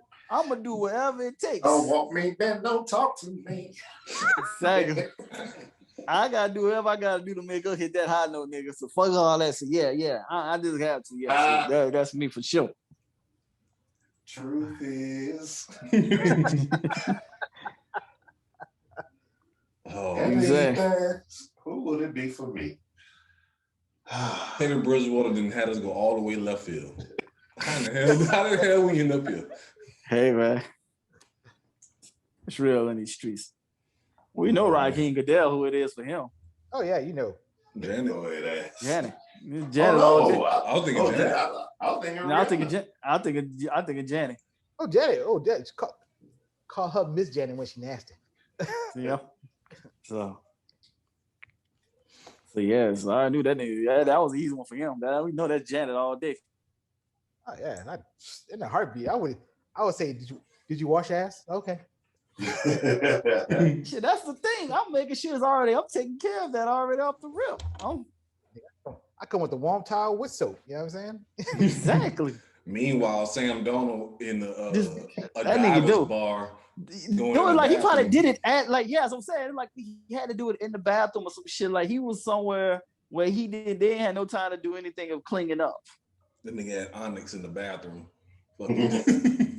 Exactly. Oh no, because that's New York and the strip clubs don't roll like that in New York, so he couldn't even call up like that. Yeah, where's he from? He's from Cali, right? Yeah, he Cali. Yeah, I think. Okay, niggas from Cali eat ass, bro. Yeah. Exactly. Yeah. USC quarter. Yeah. Shit, who can't think? There's a friend of the show, but I won't say. But on that note, things topics. I don't want to hear that, man. That nigga went straight off the top. He gonna go local. This nigga, we going find this shit going local. This nigga here. Celebrity? That nigga in house. This nigga going in house and shit. Celebrity be Taraji. Oh yeah, you gonna get all kind of attitude too, nigga. Yeah. She probably turn around and slap the shit out you too. Yeah. Exactly. And then say do it again. Mm-hmm. I'll take the action. Big hand energy. Oh, it's a big hand. Candace Parker. Nigga, you gonna hurt yourself, nigga. Hey, you said big hand energy. That's definitely big hand energy. That's big hand energy. Hey, she be on there about to cuss out Shaq. Man, dude, well, she be letting that nigga have it. That Chicago be about to come out real quick. It's like Candace says, current defensive player of the year. Yeah, don't be surprised, Shaq. You? Yeah, when she said that shit, she was like, nigga. Like, you don't know my resume? Yeah. Oh, you play defense? Has Shaq won defensive player of the year? No, I don't think so. Oh, yeah, I hope not. Nah. I mean, he's led the league in blocks. I think he's been on a defensive team, but but not with defensive player of the year. I think once they put in defense of 3 seconds, his defense. Yeah, it was over. Fella. Yeah. Yeah, that dude there. So no Candace slander. Is Teddy a starter, or is Teddy coming off the bench? Nah, he better be started with that contract. Yeah. Sure. Well, no, but the way the contract, the way it's set up, Carolina's going to pay $7, and Denver's going to pay $3. Hold up. Before we move forward with this conversation, you low neck. Who asked you eating? Duh, Maya. Okay. Oh yeah. Yeah. Yeah, I'm about to say that's a no-brainer. Vegan? I'm about to say. That's why I didn't even think. That's why I didn't even ask it because I already knew shit. Come on. You know I asked clean. Like, whoa. Yeah, exactly. But we know she about that action, so that's going down. So that is what it is. Them. Y'all sure he a starter? Yeah. You'll have to be. I mean, should be. Yeah, Drew. Drew is not gonna do it for him. Because if Drew was doing it for him, they wouldn't have traded for him. Right. They just try. I mean, they still want Teddy as a bridge. He's still gonna be just a bridge, but it's also Denver. Nah, Denver has the pieces. No, I'm saying it's Denver because when the last time Denver had a name starter that's black. Well, Peyton, a name that was black. Yeah, since Peyton. They're the first team in the modern era to not make it to the playoffs after winning the Super Bowl. Not make it to the playoffs 5 years. No, I'm saying, but that's a black quarterback. Well, no, they never. Oh, they never. That's my point. I don't think it's going to be that easy for Teddy. I think the fans would be happy to have this nigga over lock right now. So Teddy would have to be. He has to be next level good to hold his job. I mean, he's just been a bridge. I just look at him as just still being a bridge so they find the right quarterback that they want. But he's gonna be still better than having Locke. And they trying him on for it's just a year. Yeah, it's just 1 year. It's just a year left on the contract. So and they only paying 3 of the 10 million. So it's a win-win for everybody because he's still millions. He literally got millions from the last 3 teams that he got. Yeah, so I want to say accumulated maybe 20 mil in the last 3 years. Nah, he made 20 mil last year. He made 20 last year. He got his deal was 3 years, 60 million, I thought. Okay. So he made 20 alone. Yeah, he made 20 alone just last year. And he was making 8 with the Saints? Yeah, he with the Saints. So he's still straight. The interesting part about this is he actually got paid more than Dak. At first. Yep. Yeah. Think about starters in the league. He got paid more than Dak. I think he got paid more than Patrick Mahomes until he got that. Yeah. You know what I'm saying? He got paid more than who else? Shit. I think those are the only Lamar at the time too, because yeah. Deshaun, he got paid more than Deshaun. And then Deshaun, because now it's time for Baltimore to back up the truck. Yeah. See how they're gonna do that with Lamar. But did you hear what Baltimore said? They was basically saying, I don't know the exact quote, but basically saying they're gonna treat it like a college system where they're gonna get somebody else in young to potentially replace Lamar. They're not gonna be, which is stupid to me. I don't believe it, but just not committing to him long term, maybe giving him a shorter deal. I don't understand the reasoning, but that's because they think he's gonna get hurt because he runs so much. That, and I think they put all the pieces in place for somebody else to come in and take that job. Yep. I'm not all. You got the running back core. You got you're getting decent receivers. Yeah, you're getting decent now. And Ozzie is stepping down. Ozzie already stepped down. He stepped down last year. Yeah, I know what I'm saying, but he's still an advisor. He's still an advisor though on a low though. But I mean, he just ain't doing the day-to-day stuff. Right. His word is not going to be as heavy as it was before. Right. Kid you not. Once they get rid of Lamar, I'm going to go to Pittsburgh and ball the fuck out. That's probably will be some fucked up shit to happen too. It's going to happen. That sounds about right. That sounds so about fucking wrongly right. We don't need the rapist coach out there getting Lamar though. You'd be surprised. Watch. You go. I ain't gonna be surprised though. It make all the sense in the world. You are correct. That's what I'm saying. I ain't like that you put that energy out there. He's gonna go to Pittsburgh and he's gonna win one. Well, I see him more going to Tennessee before I could see Pittsburgh though. He's going to Pittsburgh, bro. He's gonna be pissed.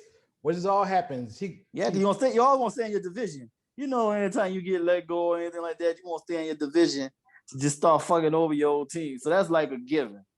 Yep, he gonna be like, oh, y'all played me to the left and don't whatever.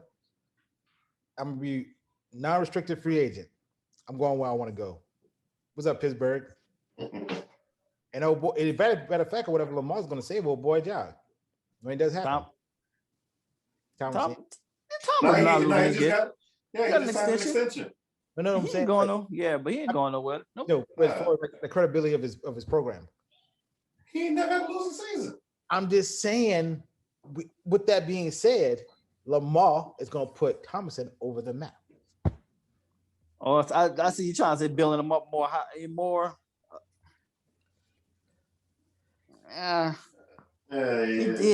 He's good. I don't think Lamar gonna do that much now, but I mean, but Thomason, he has made his name where he's good money. He gonna be good money.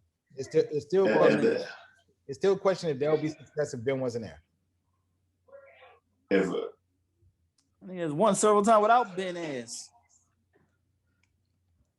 So with no quarterback. But it's Pittsburgh. They stay out the way. Mm-hmm. Yeah. So.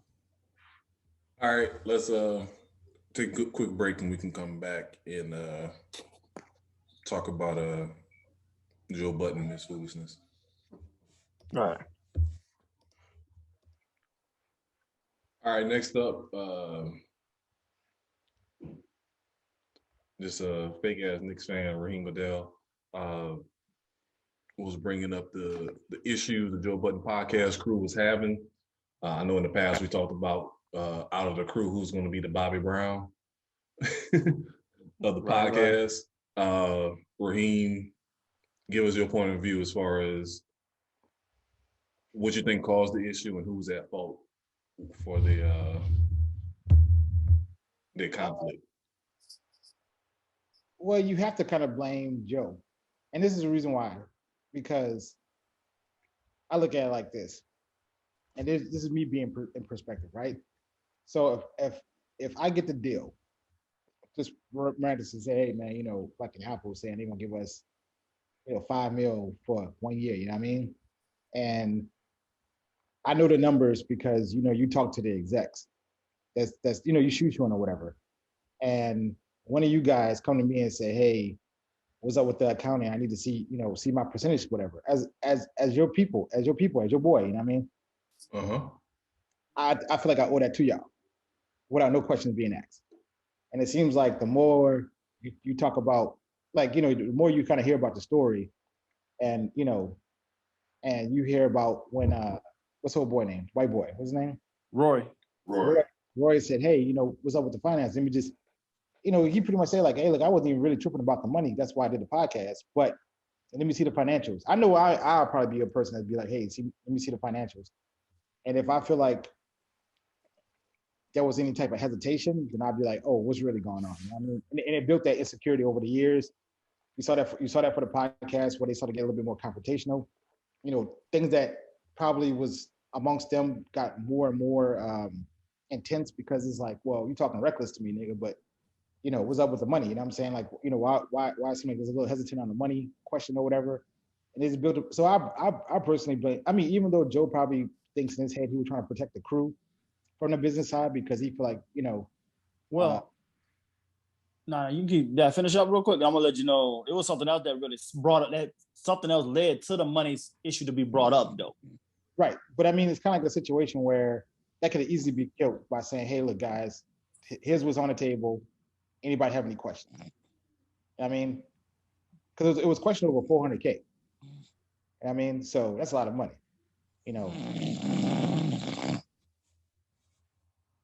Hold up, yeah. That nigga knocked out already. That nigga blacked out on us. Oh shit! I was just about to say, mute him. And he got it. He take care. Oh, that's funny. Oh, that's hilarious. But then again, or whatever, there was a little point where I watch it. I do watch it. You know what I mean? And when I saw the new niggas show up or whatever on the podcast, I was like, damn, man. Yeah, I know. You gotta have a little bit of loyalty in that. You know what I mean? Right. But what happened to was the fact that when your boy Academics called out Roy for cheating on his woman. Yeah, and but then Roy wanted to come back and air out on the show, but Joe wouldn't let him do it. And then that's when he was feeling some kind of way and like, wait, do we not all have equal say on the show of what we can do and everything like that? And that's when Joe nipped it and still cut it. And then that's when they was like, that's when I'll they be started mad thinking too. about the money too. Like, if he gonna air me out on the show, why I can't respond on the show? Right. I mean, he wanted to get a chance to do that, and that's what opened the box to start them to digging more into if I ain't got no say, then that means how the money looking? Because Roy Jewish, so he about to look about his money next. Yeah, but academics also commented, about them talking about other people's contract, and they don't even know they own contract too. I think that was one of those things that he mentioned. But don't comment on on this contract when you don't even know what's going on with your own contract. And that's why I say he sprinkled that doubt into wait, what you talking about? Right. Well, I said before, I heard, listening to the Roy Bell's video, they kind of did mention that they had a title contract beforehand that Roy got talked to beforehand and went back to Joe and kind of said, hey, this is what old boy told me. Joe got upset because he was like, I'm trying to handle that. Then the Spotify deal happened or whatever. They got lawyers involved, yada, yada, yada. Things were defined. And then all of a sudden, there was some issues about finance. But my whole big thing, I'm pretty much more sure that's probably more. I mean, don't get me wrong or whatever. Like I said, I just believe Maul. And I just look at it like, hey, look, he has nothing to lose in this situation because he's like, hey, look, at the end of the day, he's pretty consistent when it kind of comes to like a personality. I mean, yeah, you can kind of question Roy. Yeah, you can kind of question Joe. But, But I mean, I personally think that if Maul was saying, hey, whatever, and then he's like, I fucks with Roy because, I know about the conversation that was had. And then the only person that's really like out, I mean, gotta be realistic or whatever. Joe did the pull up, he did other podcasts, with Charlamagne, he did whatever. So it's like, so my thing is his bread is being spread out in different avenues. And all of a sudden, when it kind of comes to like Roy and Maul, Maul or whatever, they're like, hey, look, I'm just trying to reinsure that we still getting money on our end. Don't get me wrong or whatever, watching the show, I used to think that was kind of like a lot of personal jabs. We do our personal jabs here, but it don't really matter. We just do them, whatever. But you can tell, especially on the YouTube videos, you can tell somebody said something and they'd be like, what the fuck you talking about? And then it just escalates over time. So. But also, just like in sports, jabs take on different meanings when you're losing. So if you're on a podcast and you got a fucked up contract and you ain't seeing the bread that the next man is seeing, that jab ain't the same type of jab. Like we ain't making no money right now. Right. You know what I'm saying? But if I call you a fake ass Knicks fan when I'm making $5 million and you only seeing 5,000, you don't take that person. Hold on. Right. Are you giving me 5,000 in Bitcoin or just take cash? Levels to this. Let's negotiate this beforehand. You know what I'm saying? We talk about crypto. Then hey, I don't mind. You know what I'm saying? But I mean, at the end of the day or whatever, we don't necessarily really know their lives. But I think at the end of the day, you see it all the time where it's like, hey, we build up this brand together in businesses. Like Rockefeller. Rockefeller was a legit thing. And then all of a sudden, when real money came to play, then, things got had. Just like No Limit. Cameron broke up the Rockefeller. You know what I'm saying? Like, right. It ain't uncommon. Right. It ain't uncommon. Just the situation is new. So it's like, at the end of the day, we kind of found out that, it could be emails, it could be money, it could be. No, it was like, there was so many factors that was building up with this fallout. It wasn't really surprising, especially once they left the Spotify and things like that. It just went left. Like, they was even supposed the show wasn't even supposed to be the Joe Budden show. They were going to just name it something else. But then once he put his name back on it, I said, well, we about to see where this about to go. Because he tried to make it seem like everybody was equal into it, but he started pulling the cards of what they can and can't. Well, he did it to Rory, and Maul was like, nah, you ain't about to do that to me. So I'm going to just go on and just back out of here before you try that on me, because it's going to go way different with me if you try that these same tactics. So he just tried to remove himself from getting caught up in it. Nobody come to see you, Otis.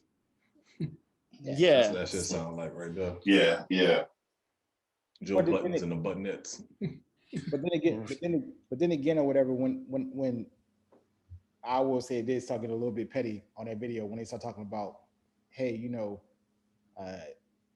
they start giving personal stories, talking about, this podcast popping because of, Joe said because of me, and Maul was like, as an artist, we did these same venues, and it wasn't around the corner, you know what I'm saying? So, you know what I'm saying? It's like, it was a collective thing, and I kind of look at the podcast as if it's a collective thing. It just, once money gets involved, and that was my thing. Like I haven't.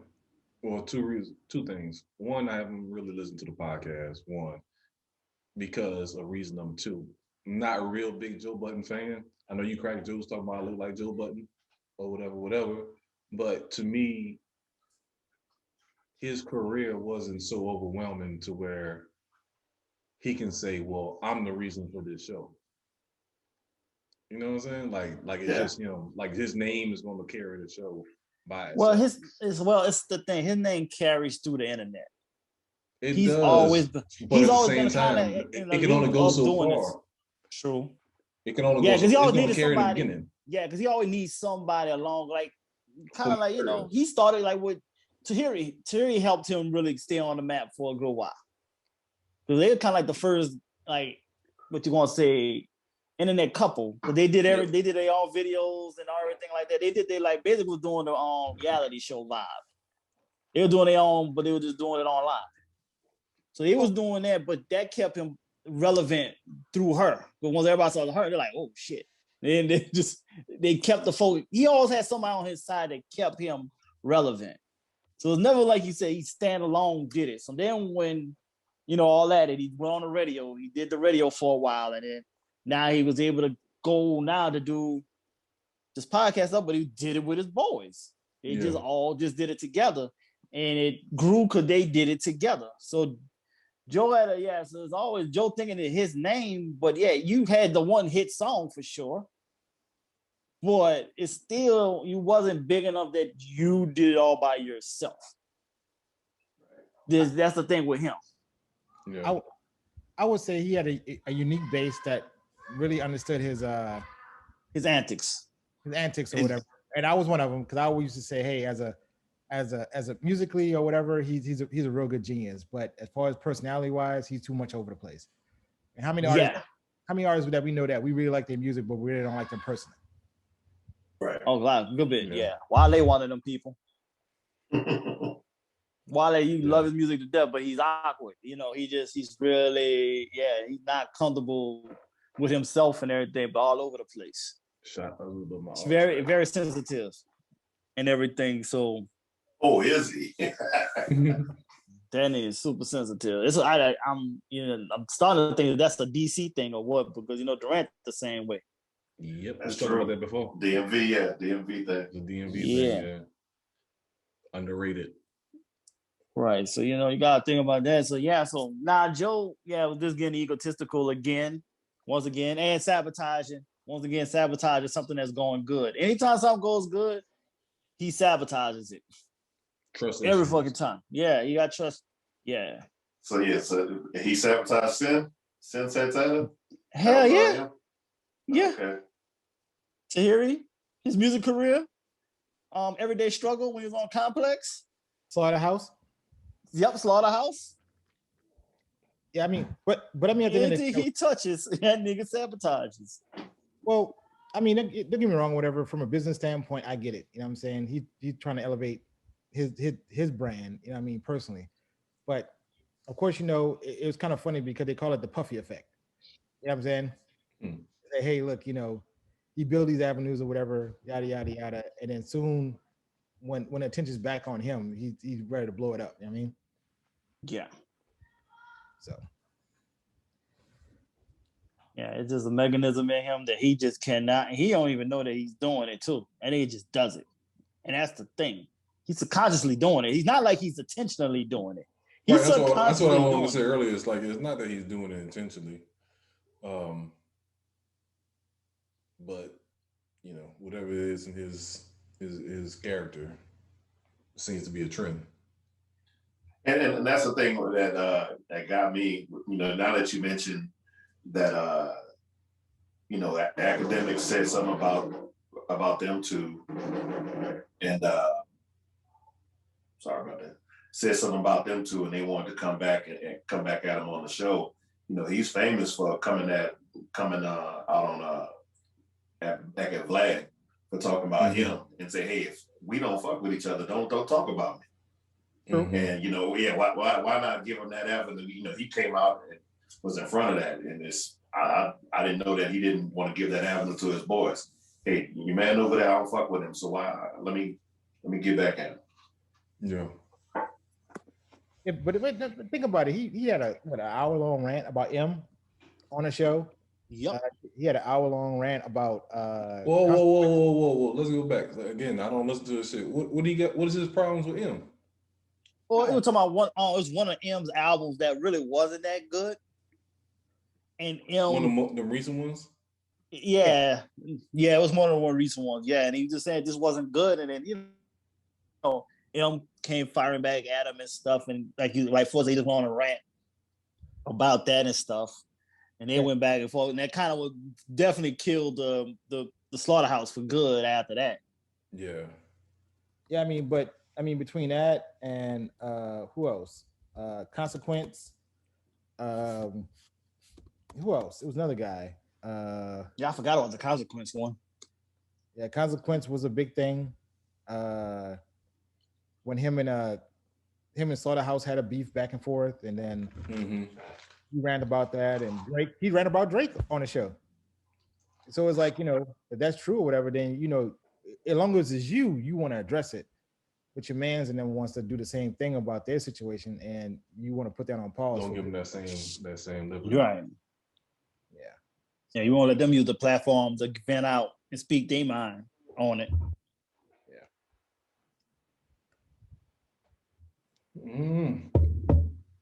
Still not gonna listen though. But no doubt. I can only do it. I do it sparingly. I don't listen to them all the time. But I check them out from time to time though. Yeah, he ran about Spotify. He ran about Spotify. Yep. He ran about his Jay-Z beef. Jay-Z beef. Well, hold on. He had Jay-Z opinions because I don't think it was beef means it's mutual. Yeah, true. It's like a rivalry in sports. You know what I'm saying? If you ain't winning, there ain't no damn rivalry. Yeah, true. It's like the Yankees and the Mets. You know what I'm saying? That ain't no fucking rivalry. I don't know. Like I said, I'm biased because, like I said, I'm just not a fan. Yeah. I think he's talented, but I just don't. Nothing wild me about him. There's all the drugs he's done over the years and stuff like that, and childhood trauma. I'm about to say, I didn't. Yeah, he had a real bad drug problem. Yeah, I didn't know that either. See. Yeah. He's always said that he used to be. He's clean. He's more sober now than he's ever been. But now he was always. That's what really sabotaged his music career to a certain extent. At the beginning with Just Blaze and Def Jam and everything.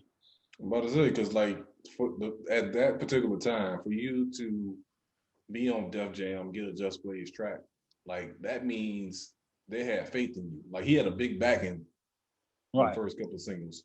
So to me, in my mind, it's like, okay, he has some type of talent to go with from jump, or somebody's seen something in him. So what went from that to, okay, then you end up on Slaughterhouse, one of the most lyrical people in the game sees something in you. Why this shit ain't working? And like y'all saying, it sounds like it's more of his mentality, his personal issues. He just got. Obviously he got talent. Issue. Yeah. Oh, the famous Amigos and Joe Budden interview. That too. Oh, yeah, that one got fucked up on that one. He was lucky them cameras down out. Yeah.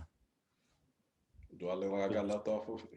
Because them niggas about that action. Them niggas about that action. Yeah, I remember that was when they came at the academics. Yep. Just all swallowing spitting shit. You know what I'm saying? So I don't know. Hopefully he figures it out, but yeah, I did notice that. Like I seen some posts where it was just not the same crew. Sound like how the hell? I mean, it's like us, it's like me showing up doing a podcast with fucking with Will and Percy, after doing podcasts with y'all for like 5 years. You know what I'm saying? That just, that shit don't sound right. Obviously, something went down. Yeah, like he should have, like he could have just kept it, just him. Yeah, him by himself. Yeah, and well, in the engineer Parks, the guy that's behind the camera all the time, it could have just been them two, and been just fine. But you bringing on 2 other people was like a straight slap in the face. They're like, yo, you ain't just gonna bring in 2 new people. That's like your boy, and he tried to say it's not a slap. They play for the Pelicans? JJ Redick. He was on Bill Simmons' podcast doing the show, and he left them and popped up with, like you said, 2 other people. You know what I'm saying? It's like, okay, well, what the fuck was going on with this shit? You know what I'm saying? Like, it's a Destiny Child effect, you know? That's another prime example. Yeah. We're gonna get a gospel singer to fill y'all spots. Let's air this out right now, whatever. If y'all do other podcasts, just give us a head up, whatever. You know, all of us, whatever we got other adventures going on, just go ahead and just say, hey, look, man, I'm down for the team, but you know, got this other. To be honest with you, interesting enough, you probably already got other interests from other podcasts. I'm pretty much more sure 1 or 2 other people do. I won't be mad at you. Go get that money. We got strip clubs to take care of. Yeah. To be Bobby, then you got to be Bobby now. We know you're the first person. You're the first person gonna be out. Raheem? Me? Nah, I can't. I'm too lazy. I don't like to organize stuff like this or whatever. It makes this way better.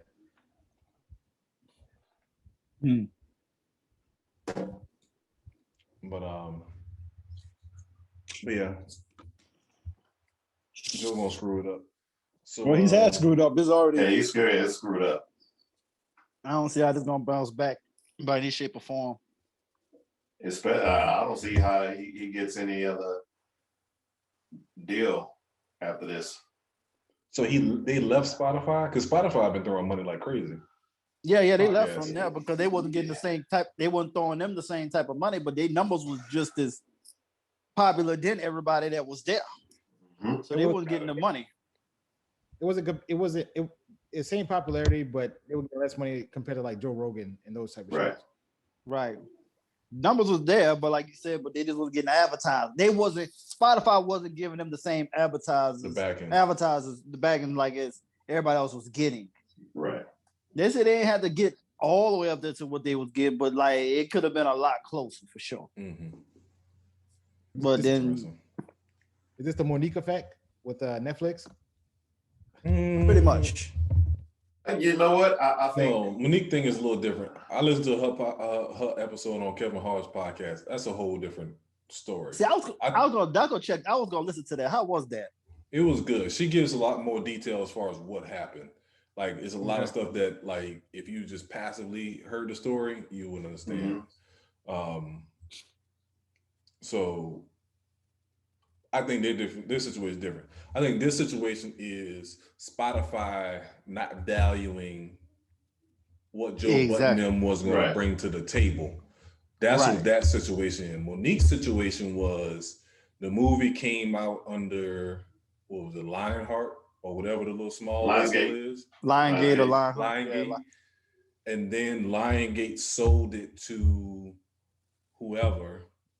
And because I think under Liongate, she was set to get like 30% of the sales or something, like whatever the case may be.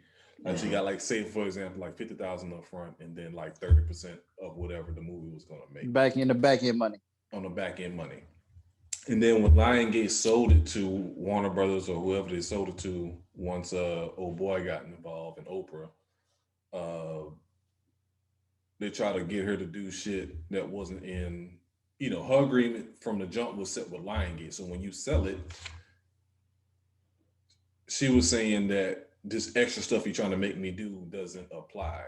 And she was like, no, we need to negotiate what my new deal is going to be. Since you're trying to make me do something different from what I agree with Liongate, we need to set up an agreement, whatever. Okay. So that's, she kind of go into more detail on what it was. So I mean, from what I'm hearing, and from that podcast is good. That Kevin Hart. His stuff is on point. Yeah. Mind Comedians or whatever it's called. Yeah, it's real good because you can tell that he's picking people that he's trying to lift up. So like Earthquake was on there. You can obviously like from their conversations, Earthquake pretty much said like they're doing something that's coming out soon.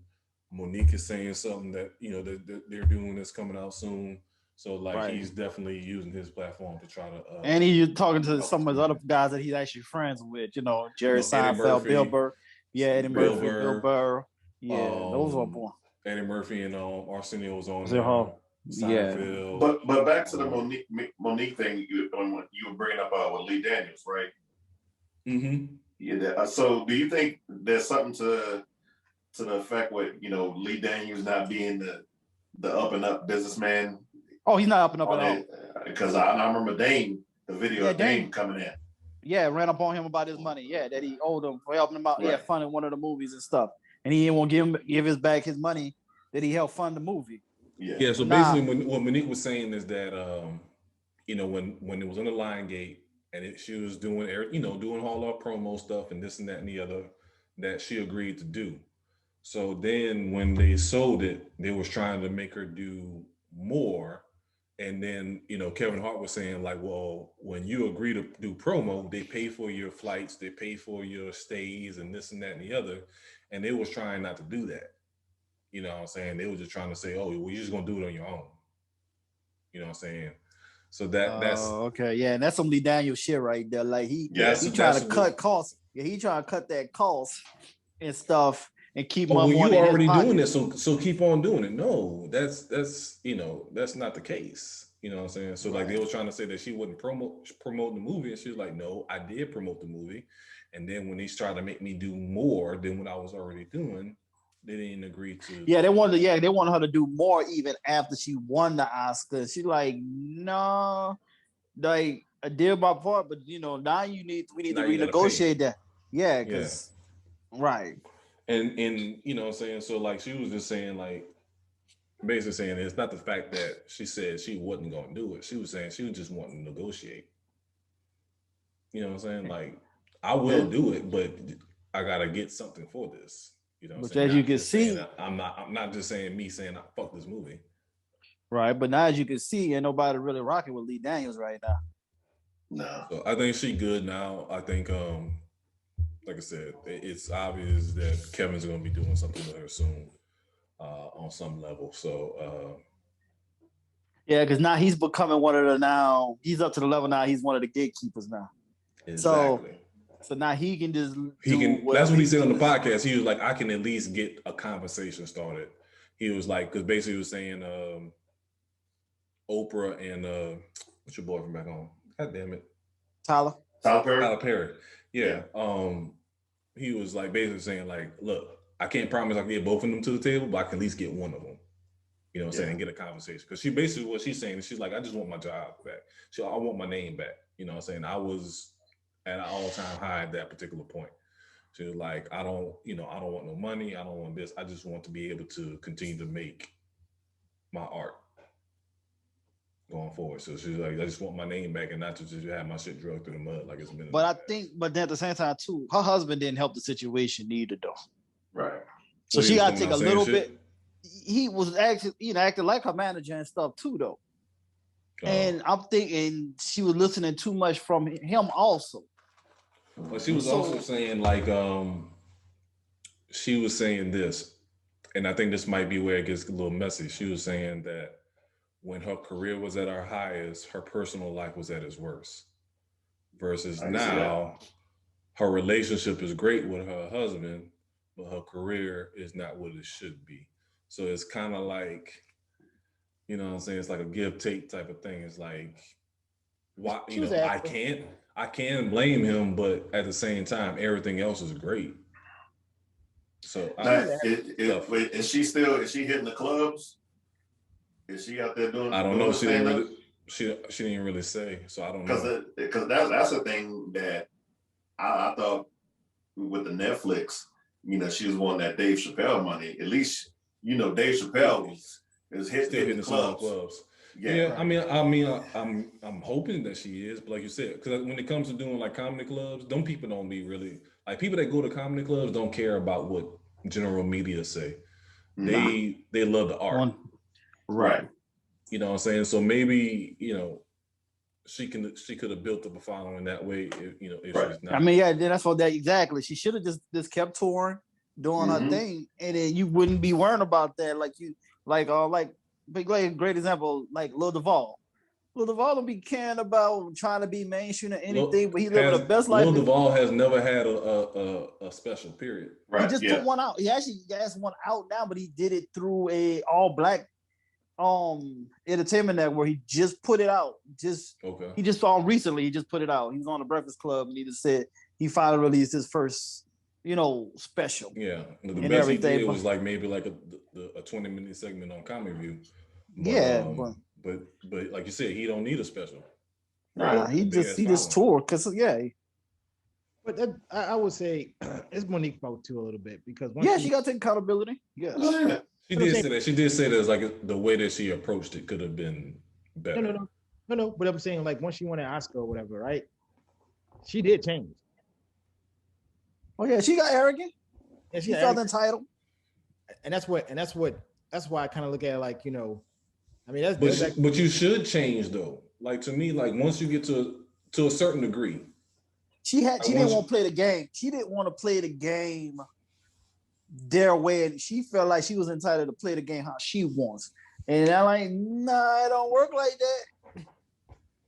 And especially for black, that's what I'm about to say. That's what she was saying. It's like because I'm a fat black woman, it wasn't meant for me to go this way. That's basically what she's saying. So, how many people found Monique attractive back then? Nobody found Monique attractive?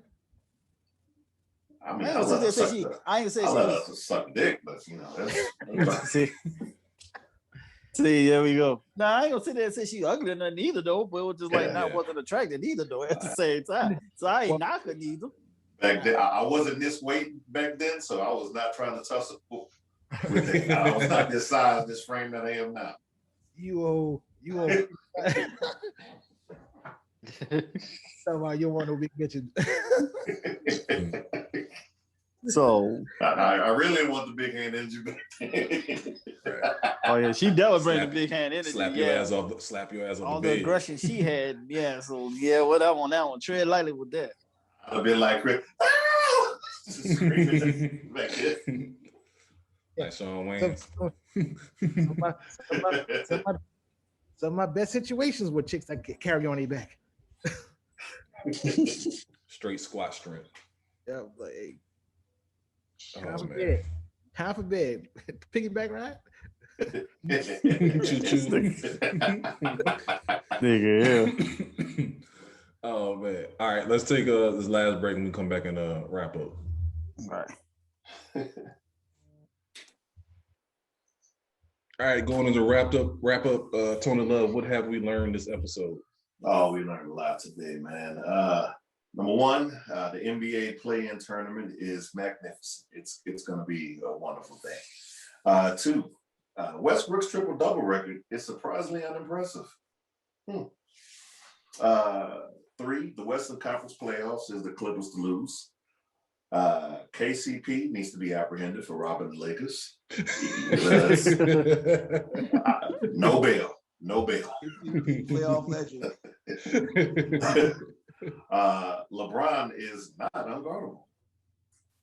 I mean, I'm just saying though, like I think it's not popular opinion, but it's Batman's opinion. My opinion too. Wow. Thank you. Okay.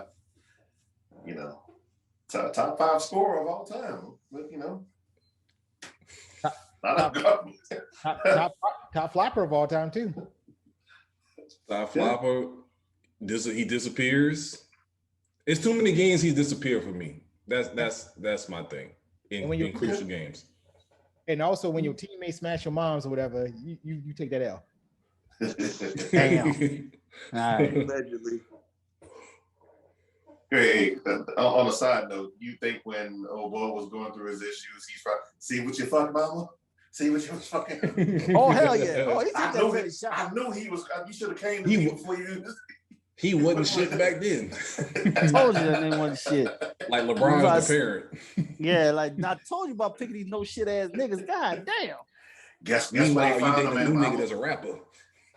Mom's in the no shit picking Hall of Fame. Jesus Christ. My daddy wasn't shit. David Delonte West wasn't shit. What's the new nigga name? She got Lambo. Yeah, Lambo. Lambo Nigga name was Lambo. Nigga name was Lambo. Like, nigga ain't never dropped one single ever.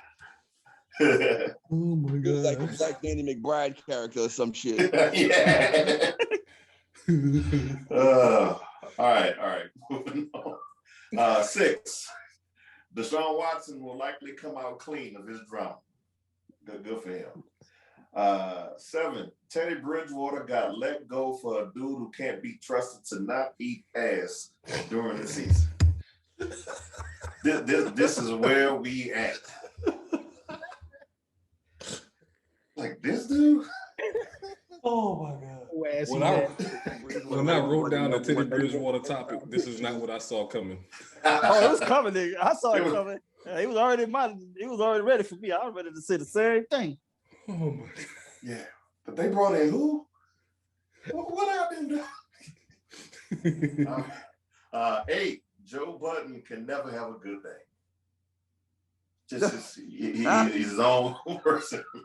What your boy saying on the wire? 40 degree days? Oh yeah. Always 40-degree day. Yeah, it's just a 40-degree day. It's 65 niggas wearing shorts and shit. And last, I wasn't trying to tussle with that big hand energy 100 pounds ago. Just Monique could have had that. That's what we learned today. She would have had you missionary. She would have reverse missionary. Have my legs up. That's what I'm talking about. Help me. Nigga. Help me. I'm pulling a hamstring. It ain't thrilling unless your life getting threatened. Oh man. You choking me. I can't breathe. Can't breathe, mama. Some good shit. I know I missed this earlier. With Albert Pujols resigning. I know LaRon, you had posted the other day asking if he's a Hall of Famer. The fact that we got to question if Albert Pujols is a Hall of Famer is a fucking slap in the face. These Hall of Famers or Hall of Fame committees need to be changed up in basketball, football, and baseball. Because I just don't see how Albert Pujols is not a first ballot Hall of Fame, and I kind of feel like he might miss it. It's these gonna new be age people. I don't think it'll be a problem. There's gonna be somebody who's gonna have an argument against his case, and that's gonna be, it's gonna be a weird thing to see. Like I don't even know how you start an argument though. Like I don't know. I think the worst thing he did in his career was go to the American League. As far as being a DH? Yeah, as far as I think being with the National League, you don't have to worry about that pitcher. In the American League, you don't have to worry about that pitcher hitting. So he's fresh. He's coming in. He's not running the bases. He's not running the bases. All he is focused is getting throwing strikes. Whereas in the National League, he's got to run the bases. He's got to sit up there and worry about getting hits. And you can play to that to your advantage. And you can see that with the numbers, he did less in the American League. True. Man, but I think also that pressure of that contract too, though. Pujols could be 45, man. We don't really know. Yeah, no, that's a fact. I'm about to say that's another thing too. Exactly. We know it ain't lie about y'all understand that dude when he first came up, when they first drafted him? He was a grown man when he came in. They was like, look at this 19-year-old. I'm like, that motherfucker look at 25. He's 24. Fuck that. Man, when that boy was in junior college, he looked like a grown Jesus Christ. Man, get out of here with that. It's He was El Monte like a motherfucker. Yeah, Danny. He when he got that deal, and I say the same thing with Alex Rodriguez, there's nothing you can do to live up to those numbers. Right. There's no matter what you do, they're gonna hold it against you. Well, he's making 20, 30 million a year. He better do X, Y, Z. Like that's how the writers think, man. And that shit is unfair. And that's kind of part of why I stopped watching baseball so much, because they set up their own agendas as far as who they want to dine as the great player of the time. Like they gave Ichiro so much props. You know what I'm saying? I used to watch a bunch of Mariners games growing up. Like Ichiro, he got hits. I understand that, but I didn't think he deserved to be praised like that. You know what I'm saying? Like, no, like they just put him on another level of like they treated him better than treated King Griffey, to me. Well, yeah. I mean, but you remember that it's Asian. It's Asian heavy there in that Seattle area. And no other. Yeah, it's Asian heavy, and no other Asian player was doing what he was doing. I mean, that's true, but as far as just being a talent on the field, not looking at the color or whatever, I mean, I don't know. That's just me. I'm just biased. I'm a Ken Griffey fan. I'm biased, whatever. But Ichiro was just, you know. I love Griffey, man, but him and Ichiro, I think they both equal. I can't say equally talented, but Ichiro came over here after 10 years, and Griffey immediately went to Cincinnati and got hurt, and it was just that type of career after that. You know what I'm saying? Like, we got to take his career is kind of like Pujols' career, where you take the first part of it, and it's like that's a great career. Then the second part of his career is just kind of meandering thing that you waiting to see him retire so you can, say, well, that's a great career. Right. Right. I mean, longevity does deserve credit too, though, with Pujols. Same thing with that Cincinnati thing was just star-crossed, you know what I'm saying? It really just ruined a meteoric career, Yeah. Yeah. I wish you would have changed your stance on becoming a Yankee. Could have done great things, but They screwed it up. They screwed that up. So that's all Steinbrenner's fault. It's all Steinbrenner. Yeah, Steinbrenner messed that up. How come Greg Netto's kids can hang out in the dugout and you sending my ass out of the clubhouse, out the dugout, everything? Mm-hmm.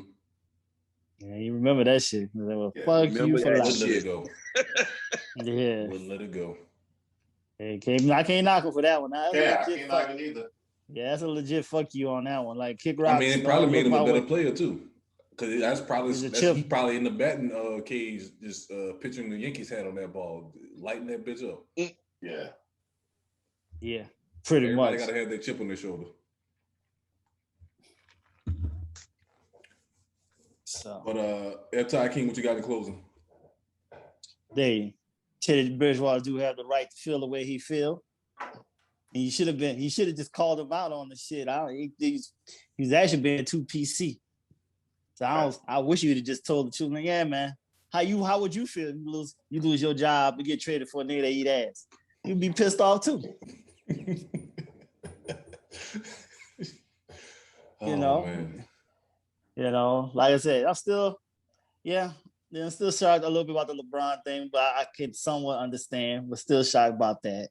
I think just because of the fact he's top 5 scoring, though, this is what it's about, being like basically unstoppable because of the fact you scored a lot of points there. So I get it, respect it. Joe Budden is always going to sabotage everything in his life forever until he can look in that mirror and call himself out. So he is who he is. Like, I thought he was on the right track when I saw the pictures with Santana. Like, oh, he gonna be calm now. He starting a life. Man, fuck that bitch. I'm out. Yeah, I knew he was gonna fuck that up. I saw that a mile away. Ain't no way he was gonna keep that. If you don't fuck up, you in one of the top hip hop groups ever probably put together, and y'all niggas couldn't stay friends. That let you know that nigga ain't nobody safe around him. Basically. I can't believe they went into business with the dude. Like, they should have known. Like, if they watch him, they his partners, they should have known. They should have been like, yeah, man, we could do this on a fun basis, dog. But, you know, once it goes to being about some money, I might have to step back because you're going to fuck it up. Dude, I mean, badly. I mean, they didn't even do one full year out from Spotify and then blew the shit all up. So they didn't even get to see one good year to see if they're going to make any money or not on this new deal that they got. And it was just like, this is shit amazing. I think that's what go ahead. My favorite thing he said was, man, how y'all know I didn't have 100 M's from Spotify, man, but you want to go ahead and fight academics. I'm like, then tell academics shut up so we can all get these 100 M's. Yeah. Exactly. If that's your partner, if that's your people, tell that dude shut up so we can get paid. Instead of that's a good weird. It's just weirdo revisionist history, bro. It's the weirdest shit I ever seen. If I got a clothesline Tony Love so we can get paid as a group, guess what? I'm turning to Lex Luger. You know what I'm saying? Like, you know what? You gotta let this chill for a minute. Let us get this bread first. Then you can air out whatever you got on your mind. He just say he hitting you with the lariat, dog. Dude, gotta be done. But that's what Joe does. I mean, he did that with Slaughterhouse. You know, he started getting into it with Crooked Eye. You know, and it's just like, and Joel, to a certain extent, only person he stayed cool with was Royce. But I mean, then you go take shots at your boss, Eminem. It's like, yo, like, dude, he can't. He lives for confrontation. He can't get He lives right. for confrontation, though. Right, exactly. He always needs some type of drama. He is the Patrick Beverly of hip hop. Yeah, good call. He lived for it. I do. Exactly. Yeah. So he out here taking out knees, dog. Yeah, so for me, that's pretty much it. Oh, fuck the Raiders. Damn. What they did lately? Exactly. What did they do lately? That's his point. Shit. Exactly. You got a point. Since I missed the last, I missed the draft episode, which I ain't need to be there. See, it was God intervention to keep me from having an aneurysm and shit, cursing the fuck out and shit. So it was meant to be. He couldn't watch us talk about our good decisions. Yeah. The Titans drafted Farley. How a top 10 player fell to you? Meanwhile, first pick for the Raiders, they drafted third round grade offensive lineman. Yes. Our draft predictor said it was a 60% chance he was still going to be there in the second round. Yeah. I don't know what the Raiders are doing. I was like, I hope Rashawn ain't seeing this shit. Oh, nigga. Hope he ain't got ESPN alerts. Nigga. As I saw that pick, I was done, nigga. I went to sleep. I said, I'm out. No, I actually fell asleep before that, so it was already. Yeah, you said you was asleep before that. Yeah, I fell asleep before it went in. When I woke up, I saw that. I was like, here we go. I'm out.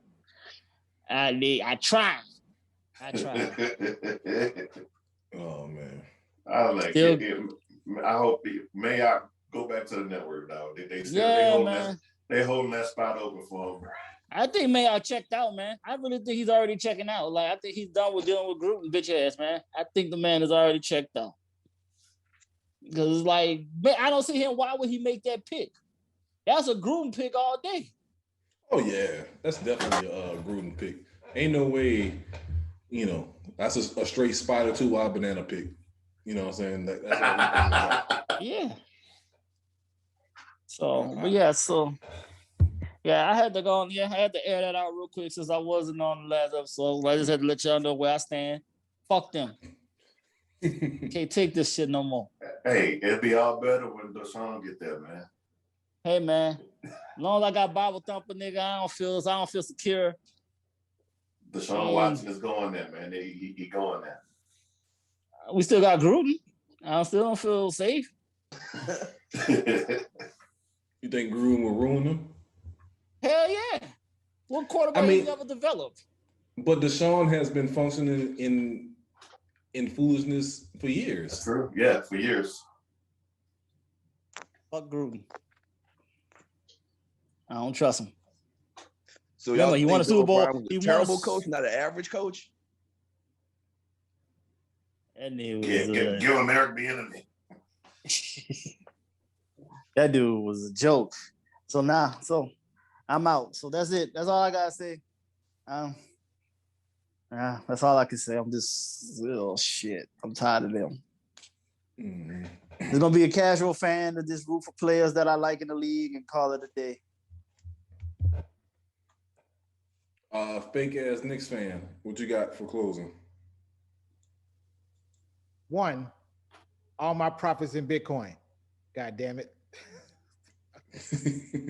show me the accounting. God damn it. It's good to know. It's good to know we can go on this podcast, and I'll admit that, for the right person. I can't. My son is right here. Yeah, all y'all will eat ass some type of way. He said his son's right here, but he gonna still say it. He gonna still say it. Yeah, so at least we ain't going nowhere after admitting that or whatever. We have a great situation. I mean, let's see. Outside of that, shit. I don't know. Anthony I'm kind of afraid of Anthony and his sleevelessness or whatever. But I've been looking for these type of. I like these shirts, man. I prefer these, better than wife beaters.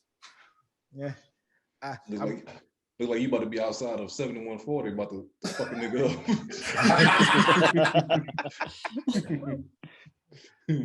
What you mean you ain't got no ID, nigga?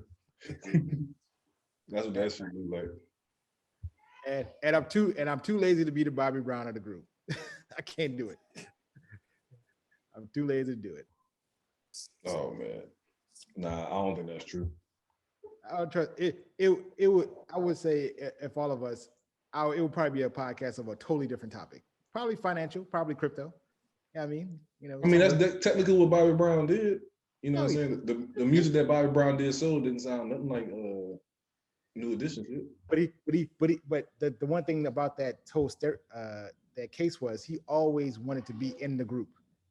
He just knew that whatever the case may be. So if I would feel like, he wanted to be the reason of the group. Yeah. And I don't want to be the reason of nothing. I just want to just hide out. I don't want nobody to know how much money I'm making. So fuck it. I'm lazy. You know what I'm saying? I guess that leads me to be Ralph. Yeah, I can see that. Turn down the money and keep us going. That's what I'm supposed to do. Man, Anthony will come over there with them guns and slap the shit out you. Yeah, I would chop off half that neck or whatever. You don't talk about, hey, man, we could have made, shit, nigga. Should have taken them knees a bad now. Shit, wait till we finish. Oh man.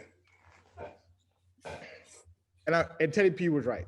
And for once, we do really agree on something, me and you, Damaris. LeBron James ain't shit when you really look at it. I ain't say he ain't shit. No. No. He's arguably not the most. There's something about him that will always be a situation where we'll question everything that he done. Not to say that he haven't done anything on the court, right? But you're like damn near Shaq. He has phases where, like I'm saying, that's what y'all not getting is like you're taking the best of his career and thinking, oh, he's unguardable. Well, it's been large chunks of his career where you can say, just go under the screen and roll, make him go right, etc., and you can contain him. That's what I'm saying. But like I said, but like I said, that second year in Miami till year 1 and 2 in Cleveland, that was his unguardable phase. Outside of that, we can say there's a bunch of people that did the same thing that LeBron did. And he was in East. You want to start going through some names? No, I'm just. I think we have a different opinion of what the word contain means. I mean, if you think contain is 28, 8, and 8, Hey, you can contain somebody to that. Okay. It's like Russell Westbrook. So is Russell Westbrook unguardable? He gets his buckets. Is he unguardable? No, the question is the most unguardable. No, I'm not saying he's the most. We just talked about being unguardable. So if you want to play that game, is Russell Westbrook unguardable? Unguardable, not all time unguardable. He is unguardable in this era, but not all time unguardable.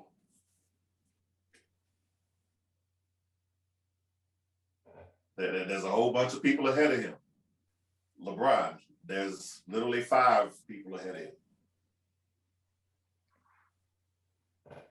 Okay, so Karl Malone is. I don't think Karl Malone is. That's another thing. I don't think Karl Malone is unguardable because he's folded in playoff games too. Yeah. True. Yeah. I don't think he's unguardardable. Even though but that's the longevity game. That's like a question of clutch. No, he disappears for whole games. Now I'm not talking about in clutch moments. I'm talking about throughout the game. You know what I'm saying? Because I think like the whole thing it comes up with being clutch. Can he be clutch? Because he averaged 50 and 30 one year, but still ain't with no time. Still not a lot of hardware to back that up. But at the same time, who's done 50 and 30 since? Who's come close? I mean, that's a good point too, because you could say like 20 rebounds. Like another person you could say is unguardable is Jamal Crawford. Oh God. You know what I'm saying? But like you said, it's like empty stats. Yeah, it's empty stats. You know what I'm saying? So Derrick Rose. Gilbert Arenas. Derrick Rose before he got hurt. Derrick Rose. Yeah. You know so I mean, I get what you're saying. Because LeBron has the hardware to back it up. I mean, yeah, but that also means you have more opportunity to back it up. Because you could just be on a badass team and not get to that point to get to the finals. Yeah, and that's why I say, with Westbrook being similar to Big O, padding those stats, never getting to the finals until he gets to Milwaukee. Yeah. And for Westbrook, it's kind of the reverse. You win those championship contending series, and then your boy left, and now you just padding your stats. Yeah, I get it. I mean, Kyrie kind of falls in that without LeBron, he'll be that guy too. Yep. Yeah. So, Woody? Kyrie his team was averaging like 25 wins a season. He was an all-star. Yeah, before LeBron got there, he was averaging like 25 wins a season. There was top 5 in draft picks every year. It wasn't enough with just him. Right. Well, will we really be talking this greatness about LeBron how many games did he have a clutch shot in the playoffs? Oh, he had a good bit. He doesn't know. He had a couple. He had one against Toronto when he went off the glass. He had that one against the Magic when he hit the 3-pointer. Yeah. He doesn't have as many as you would think, though. Yeah. Because he doesn't take the shot. He makes the right play. Right. That's why I'm saying he's not unguardable as well. He's not the highlight reel. Yeah, of clutch. He doesn't have the clutch highlight reel. Yeah, he's that fundamental book. You know what I'm saying? Hit the guy in the corner. You know what I'm saying? Hit the roller. Or whatever the case may be. I'm going to make guys better than what they actually are. Yes. I'm Mo Williams. Where are you? Mm-hmm. Yeah. A lot of them. Delonte West. Get off my mama. They found him at the 7-Eleven in Dallas, mama. That's who he was doing. That's who he should have been guarding, his mama. Straight ball denial. Ball denial. Shit. I hope he petty like that. I'll be doing it. Oh, he petty like that. Remember there was one time he had to yell at his mom at the game, sit your ass down. Love it. Yeah, he cussed his mom out. Yeah. Yeah, told her to go sit her ass down, so she kept yelling at the refs and stuff and yelled at her. Like, sit your ass down, cut that shit out. They found him at 7-Eleven trying to get change for a Slurpee, mama. That's where Mark Cuban found him, mama. But you couldn't come talk to me first. What'd you think of Delonte? Fuck no. Zach, dude, I'm telling you, when that last year of that doggone when they lost in the finals, and you knew he was leaving to go to Miami, the way that nigga walked into that locker room and threw that fucking jersey, I said, yeah, that nigga gone. Yeah, he did sleep with his mama. If that wasn't a true sign of that nigga, like, yeah, y'all lied to me. This man slept with my mama and y'all kept this away from me? Oh, the hell with Cleveland. But at the same time, can you blame the team? Like, why would you tell a player some shit to them? Hey, you have to tell that man that he probably could have stayed. You took the chance of that man to leave. I'm thinking about it like this way. If Delonte West was an important part of the team, right, defensive wise, you know what I'm saying? If it was somebody like fucking I don't know, like Jalen Brunson or Etuan Moore, then yes, we getting him out of there. You know what I'm saying? But Delonte was the starting two. Hey, man. Remember when Allen Houston had to miss time, so-called, he ran into the edge of the cabinet and shit. We knew that was the edge of somebody's fucking fist. Come on, man. Shit gotta just happen. He's gotta just take that ass whoop and just be out for a couple of weeks. So, that should have been said, and LeBron should have been, if LeBron choked him out or punched him, he just had to take that, miss a couple of weeks or whatever, the heel, and keep it moving. But at the same time, LeBron ain't that guy to put them hands on somebody unless they attack him. You know how bad this story was? Do you know who broke the story? Calvin Murphy broke this story. Damn. Him and his finger waves? That's how fucked up this story was. Yeah. That's how fucked when ignorant ass my sources are telling me this is some fucked up shit. Calvin Murphy was probably in the club two-stepping. It's like, oh, that's LeBron mama. Oh shit, that's Delonte West. Nigga, what? Exactly. No. Calvin Murphy calling it fucked up. It's way fucked up because he knows fucked up. Yeah. So if anybody like you said, if anybody know about some fucked up shit, it's Calvin Murphy. So that's why we know this shit is real. I didn't believe it at first when the first time I heard it, but like you said, after more and more information started coming out, it's like, and then realizing the age gap ain't that really that far.